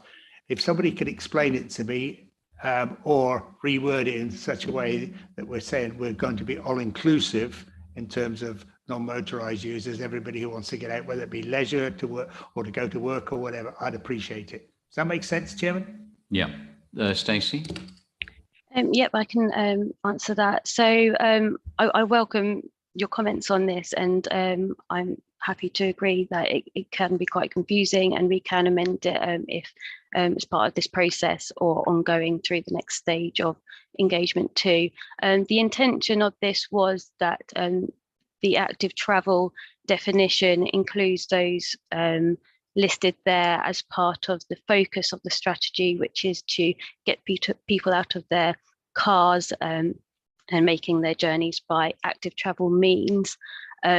So the focus of the strategy is therefore does not include those leisure activities, those recreational activities such as running, walking, horse riding, dog walking, although we acknowledge that there is completely an overlap on the infrastructure where the same people do use some of those infrastructure, but it is recognizing that there are other means such as the rights of way improvement plan that can address those other kind of more leisure routes. But I understand that possibly hasn't come across accurate appropriately. So we can definitely look at that wording as we go through to the next stage. Okay, thank you. Neil, go ahead. Yeah, just to continue that, I don't really see the utility of that distinction. I mean, there are many instances where leisure use of cars for road trips and tourism and that sort of thing clearly add to the economy in various ways. And if we have a joined up non-motorized system, it would encourage cycle tourism, for instance, and the distinction between horse riding for work or pleasure, we have police horses and things. Again, I don't really see the utility of dividing it out. Leisure use of active transport also means families and learning to use methods that then can be used for commuting. And I agree, if we're going to get people out of their cars, we have to get them out of their cars. But it does that distinction make it more easy to get people out of cars? I just don't see the utility of it. Okay. I mean, what are we're asked to comment on and endorse. So I think those comments are worthwhile, both from Mac and from Neil. Any other comments? Actually, are we into, is it worth me bringing up the debate, and are we in the debate yet? Or okay. Just a comment on that firstly. I think there might need to be some clarity here that this is, as far as I understand it, about active travel, i.e. the travel part of it in replacing cars. There are other documents that allude to leisure activities of what we think of as active travel, and there's a technical term of what active travel is, which is, actually the travel part of it. That's not to say the other users aren't also important, but they are perhaps considered elsewhere, and there's a lot of overlap and there's some confusion. I'm not going to dive into that anymore right now. I think we're all aware, though, that all of those things need to be considered. I think what's important to start by saying is that, look, in Cambridge, we have about 30% of people cycle to work. I don't know what the numbers are for walking to work. It's a huge number as well. We look at active travel users. I think it's something like 91% of active travel users bike, 97% walk, 2% ride horses, and 11% scoot. So that there is a big diversity of people here using our network for active means, and whether it's active travel or whatever else, that's a different argument. What's also interesting here is we look at statistics of people being hurt, and it's something like 74% of people hurt on the roads in Cambridge are cyclists or walkers. So we have a massive disparity here, and I think it's vital that we bring this forward to be able to help people in that. We also look at 64% of our population are either overweight or obese. And therefore, getting people out of their cars and into active travel is vital. I count myself in that. I realized the other day I'm technically overweight. And therefore, so many of us are, that being able to cycle and get people out there and walk and everything else is incredibly important. So all of this is vital. And I think I've seen this today, that we all agree across party that being able to get people out of their cars and into active travel means is vital to us going forwards with the climate crisis, with health, and with even transport congestion. It's vital that we get people out of their cars as far as possible and give them the means to be able to do that. We obviously have a world leading team within Cambridge in terms of active travel as well. It's been interesting talking to Oxford and hearing how in awe they are of our active travel officers and how good they are. So I think that is vitally important. We obviously talked about the cycling strategy position coming forwards as well, that we are in a world leading position in Cambridgeshire right now, and we need to be doing what we can on that. This strategy is a brilliant first start to that, and we need to be involving all of our specialist officers in that, and we need to be involving all of us in that as well. I read through the document, and I think I counted about 17 different comments of different parts of it. I'm sure everyone has lots of different comments on the draft strategy. I don't think right now is the time to go through those 17 different points, otherwise I think we would be here forever. So I think it's probably good that we stay away from that. But what is vital is how we do get everybody to comment on that. It is a brilliant first start, and it is something that we desperately need. And I'm sure we will all be feeding in our comments on that. But I think what is important to say here is that Cambridge is considered to be a world leader in active transport, and Cambridgeshire as well. Our rates of active travel are through the roof. If we can, through this strategy, bring it out to Finland and a lot of the other areas where the numbers are lower than in Cambridge, and if we can really work on that, that is absolutely brilliant and something we should be striving towards and holding our hands up and saying, this is what we want to do as a council. So I really welcome this report as a first step. No, the strategy that we have at the moment isn't perfect, but I don't think it's ever meant to be. What's important is that we work on it and get it better and better with every iteration. Thank you. Thanks a lot. Councillor Milnes, then Councillor King. Thank you, Chair. Just to absolutely echo Alex's last point, we plaudits to the team for putting this together. It's definitely an iterative process, but it's definitely of its time as well. I think we've heard mention of the different hierarchy incorporated in the new highway code. And we're looking at legislation or guidance, government guidance, such as LTN 120 that we want to incorporate into all our policies, and we're already doing that in large measure. Reference was made earlier of access to developments.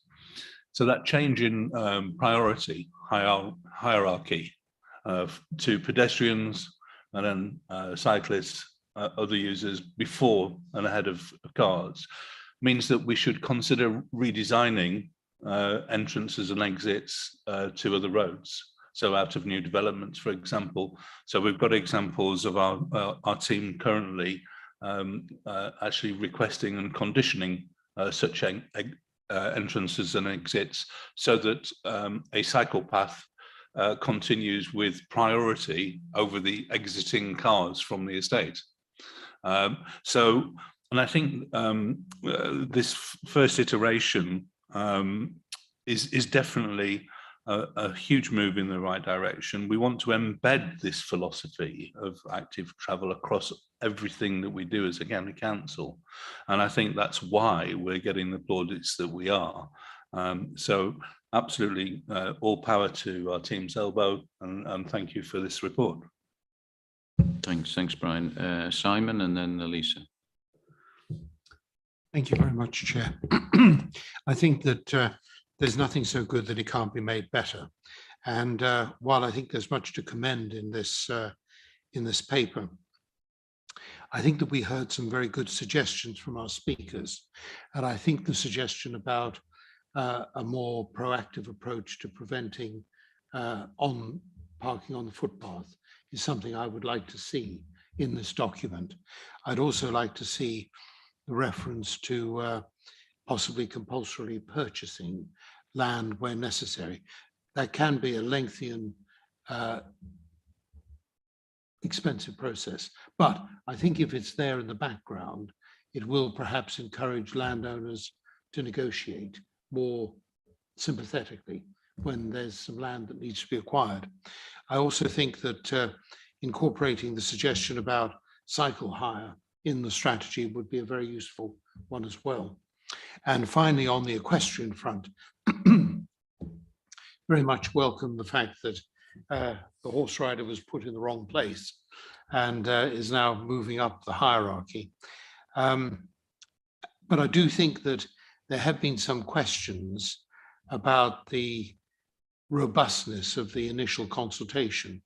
And I would like us as a committee to have sight of the consultation that's going out later before it actually goes out, because I want to just reassure myself that the questions are appropriate and that they don't tend to produce a particular answer.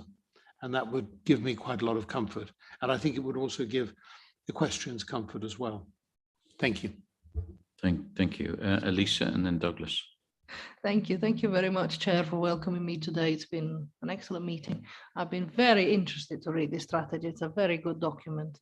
And I think I completely, I look forward to working with you all to make this document even better. I think it will be a very good process. I just wanted to make Well, 2 points. First of all, Alex, I love you very much, but I've been cycling everywhere for the best part of 10 years. I still can't lose any more weight. So, you know, it's not as easy as that, I'm afraid.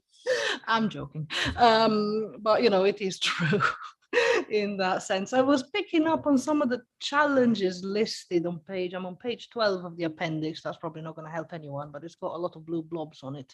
I think we should probably work to make the link a lot more obvious with the issues we have with road maintenance at the moment, because I think very few of us at the moment are lucky enough to be able to walk or cycle or do anything else off-road entirely for all of their trips. I don't know quite when we will be able to be in a position like that, but you know, you will be using the existing roads for most of your business anyway, and they are in an absolute state, and this needs to be forefront of the strategy. It needs to link very strongly with maintenance, otherwise we doom ourselves to failure a little bit, I think. And I do think personally, I mean, I know this is not to do with me at all, but personally, my definition of active travel includes buses. You know, taking the bus is a very good way of actually being able to, you know, make your trips a lot more efficient. But I appreciate this is probably not in scope in this particular case. But, you know, when you say that budget pressures for maintenance and limited funding opportunities for maintenance of roads, I mean, this needs to be fixed. Otherwise, you know, getting those people onto those bikes is going to be quite difficult. And, you know, if Alex has any suggestions as to what I can do to get, you know, my weight even down even more, that'd be great. Thank you. Thank you. Thank you very much, Lisa. Douglas. Yeah, my wife suggested to lose weight while I was cycling, stop eating at the same time. She said that would actually cure the job, but that was for me, not for you. So, yeah, thank you, Chair. Yeah, it's been an interesting debate, and it's been useful. The equine part actually brought out something I hadn't quite got my head straight around, the fact that the active travel was very much, you know, a separate body of work from other bits that are happening. Now, the thing that I'd like us to emphasise, though, is if us as councillors, or perhaps it was just me, are not getting that, make sure when the consultation goes out that people understand that it's part of a raft of, because otherwise, as Alex made a good point, it's got a very specific focus and it does that well. But if people think it should be including that and that without being told why it doesn't, it may not bring the results we want. Otherwise, I tend to agree, and I don't know what the answers are on things like bringing the highways up to standard, because, you know, you won't get more people biking when there's a good chance of, you know, not necessarily just going in potholes, but, you know, actually hitting a pothole and then wobbling and getting hit by a car, for example. You know, these things happen. So I think it's important to do that. So, but I think it's a good starting point. And I think, you know, if we can be actively involved, as Simon suggested, I think we could take it forward. And I'll leave it there. I won't keep you going in longer. Thank you. That's great. So coming back to Mandy's proposed amendment. So I have good news and bad news, Mandy.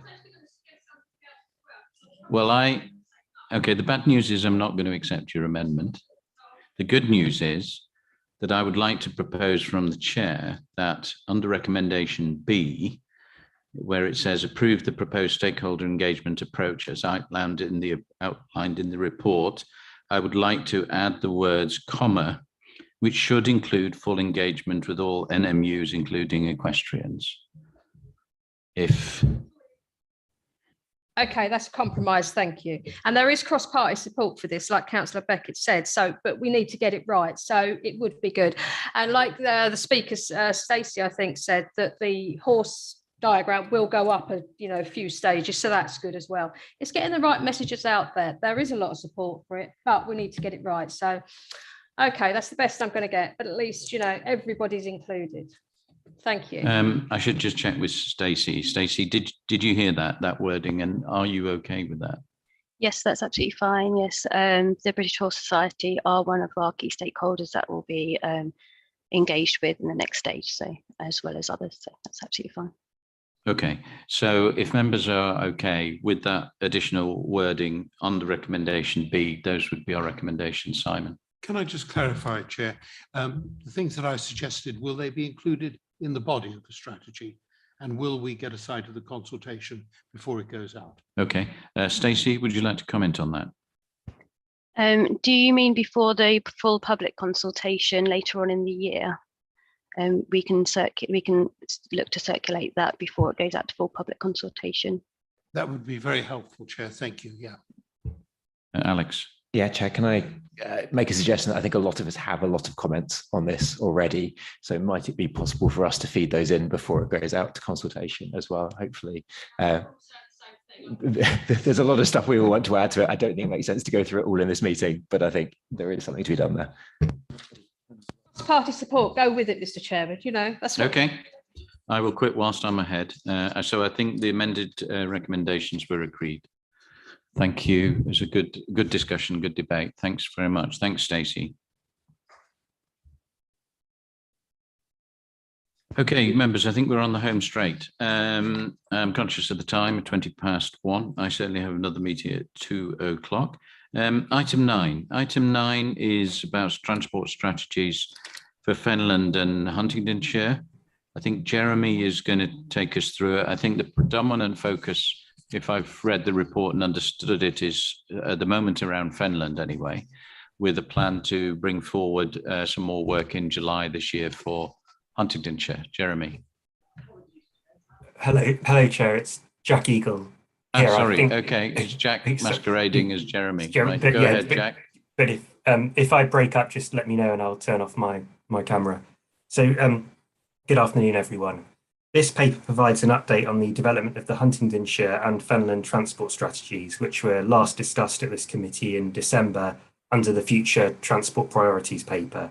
The report details the progress that's been made on both of these strategies, and the work on these is led by 2 separate member steering groups. And we've been working closely with colleagues at the District Council and also at the Combined Authority. So the paper requests that the draft objectives and policies for the Fenland transport strategy are approved as draft, along with the approval for the proposed stakeholder and public engagement approach for both of the strategies. That approach is identical to the one which was discussed by Stacey with the active travel strategy, which will be, first of all, a round of engagement with key stakeholders, which will include all members to provide early input into the draft, and then a full public consultation following that.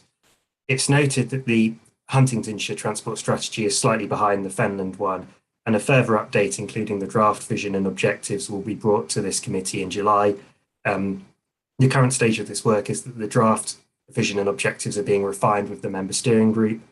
The draft policies are being worked on with colleagues at the District Council, and there's also close liaison regarding the St Ives A141 business case work and St Ives local improvement package, and it's a good opportunity to align these pieces of work. And there's a member steering group arranged towards the end of March for this. I'd just like to draw members' attention to an appendix of the draft Fenland transport strategy, which is the accessibility report. This was shared with members in Fenland some time ago, and it was brought about because the member steering group for the Fenland transport strategy saw that access to key services and facilities was the major transport challenge in the Fenland district, and it provides some of the evidence base that's been used to develop the Fenland transport strategy. The approach and stakeholder approach and engagement approach will be, we're working closely with the Combined Authority as well to ensure that we're aligned with their local transport and connectivity plan consultation, which I think was mentioned earlier in this meeting, happening in May, and our public engagement will happen after that. So that's the end of my presentation. Thank you. Thank you. Thank you, Jack. Questions for Jack? Obviously, the focus at the moment is very much around Fenland, but Hunt's to come forward. Simon, and then Derek. Sorry, Chair. As a Fenland member, I feel I have to ask a question or two about this. First of all, I think it's a very good piece of work, and certainly it didn't really tell me anything I didn't know, but it backed it up with facts and figures that were very useful. How are we going to measure the success of this? So should I come in, Chair? Yes, please, Jack. Yeah. So that's something that we really need to think about, how we're going to monitor and evaluate these strategies as they're developed. So one proposal is that we continue with the member steering groups, which would meet after the strategy is adopted by council, to ensure there's some oversight and scrutiny of those. But a lot will come down to the delivery. So the strategy provides the basis of the strategy and policy basis, and then there'll be an action plan of schemes which will support the meeting of those objectives.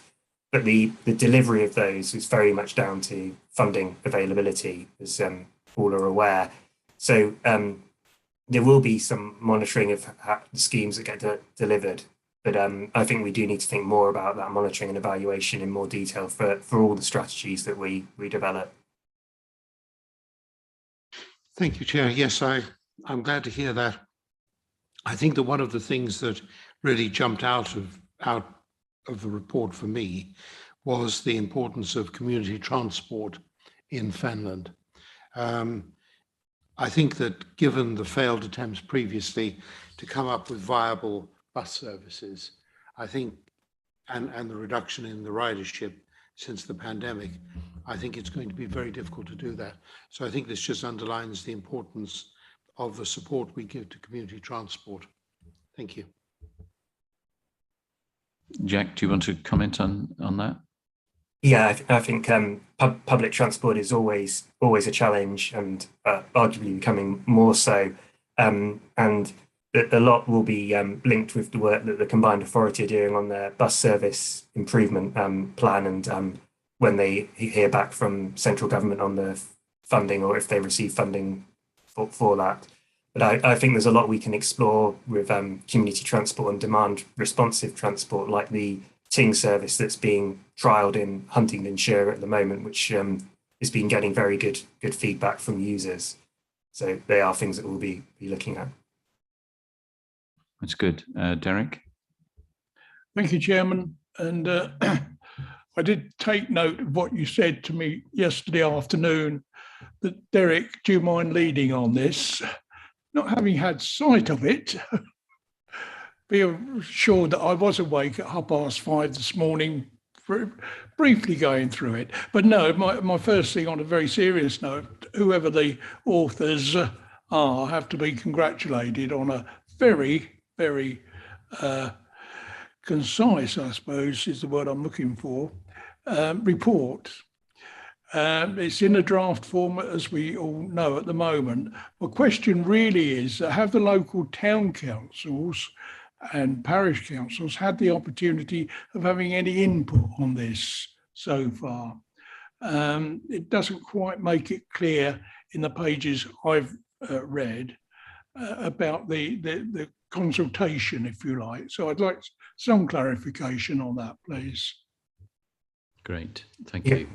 And sorry to spring it on you, Derek. Go ahead, Jack. Sorry, Chair. Yeah, so I can confirm that as part of the sort of targeted stakeholder engagement, all parish and town councils in Huntingdonshire and Fenland will be asked for their comments on the drafts, and then there'll be a sort of second chance where they can comment through the full public consultation as well. Okay, that's fine. Thank you. That's great. Thank you very much. Members, any other questions or around this? We're asked to note the progress to date and the next steps, the draft objectives, and the proposed stakeholder and public engagement. And Jack, the only other thing I would suggest is, which is probably happening, is contact with the COSMIC committee, and we're looking at things like rural isolation. As Simon says, I think the community transport can be part of the solution, but it's part of the solution. Yes, yeah, thank you. Go ahead, Neil. Yes, just a very quick comment with relation to active transport in Finland, and the idea of community transport. These things have to be joined up. and to extend the reach of community transport. The electric assist bikes can be a game changer where the distances are longer. And I wonder if we can use our expertise on the county council with regards to cycling team and to active transport in informing the combined authority, especially going forward. We are working closer together, and I really want to continue this close working. Jack, any comment on that and the combined authority? Yeah, I think we're. I'm not sure if you broke up a little bit there, but we will work closely with the combined authority, and also as they're developing their transport and local transport and connectivity plan as well. There's an opportunity for the county council to comment on that through their consultation process as well, if the people want to do that. Great, thank you. Members, any other comments? If not, then we're asked to take on these recommendations. Are we happy to? Derek, go ahead. I was anticipating you finishing, Chairman. You'll have to excuse me. I will have to go. That's okay. It's great to see you back, and thank you for coming, Derek. So members, are we minded to approve the recommendations? Thank you. Thank you very much. Almost there, members. Item 10. Item 10 is our finance monitoring report for January. Is it Sarah? Yes, there's Sarah. Sarah's going to take us. Sarah is the guru on all things financial. Go ahead, Sarah. Thank you. I'm just going to give a very brief introduction. This is a report as at the end of January, and the bottom line for P&E is a 436k underspend. On the revenue side, winter maintenance is showing a 227k underspend. Park and ride is forecasting an increased overspend, and parking enforcement, there's a further 198k reduction in income forecast because of the additional income hasn't picked up following COVID as originally forecast. On the capital side, there's 4 schemes which have got additional slippage, and they're detailed in the covering report. Thank you, Chair. That was all I was going to say as an introduction. Thank you, Sarah. Members, any questions on either the revenue or the capital? Simon and Matt. Well, the paper on interim staff earlier today has removed the need for my usual question about staff vacancies, which hopefully will be resolved when we next meet, or at least partly resolved. And also the other question that I always ask, as I'm sure you know, is about the slippage on the LHIs and other schemes. And hopefully that will also be improved by the time we meet next in April. I did just want to suggest something. As we have an underspend, Sue, could we get Bellamy's Bridge done?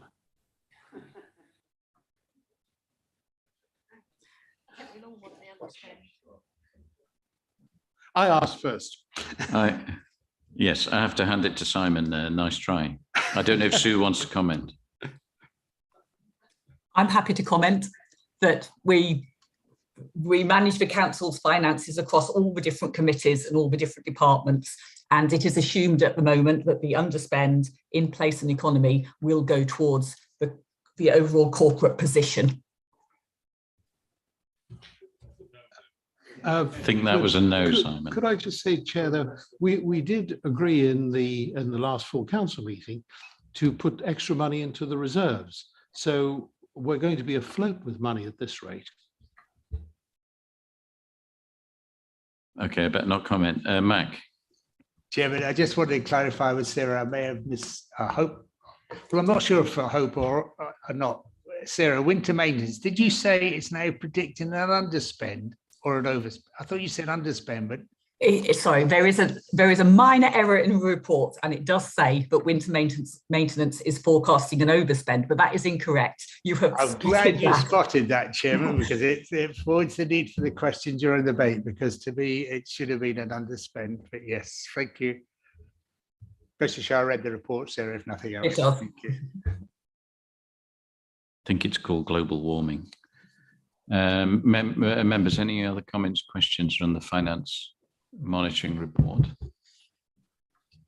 So we are asked to review, note and comment, which I think we have done. All right, thank you. Members, the final item, and thank you for your patience, is the agenda plan, training and appointments. I noticed that we have a lovely April committee date with no content. I'm just looking for guidance from officers. We will be in Purda in the city and a couple of other places. So are we going to take the April reserve date, Simon? We have to, Chair, because of agreeing the LHIs. Yeah.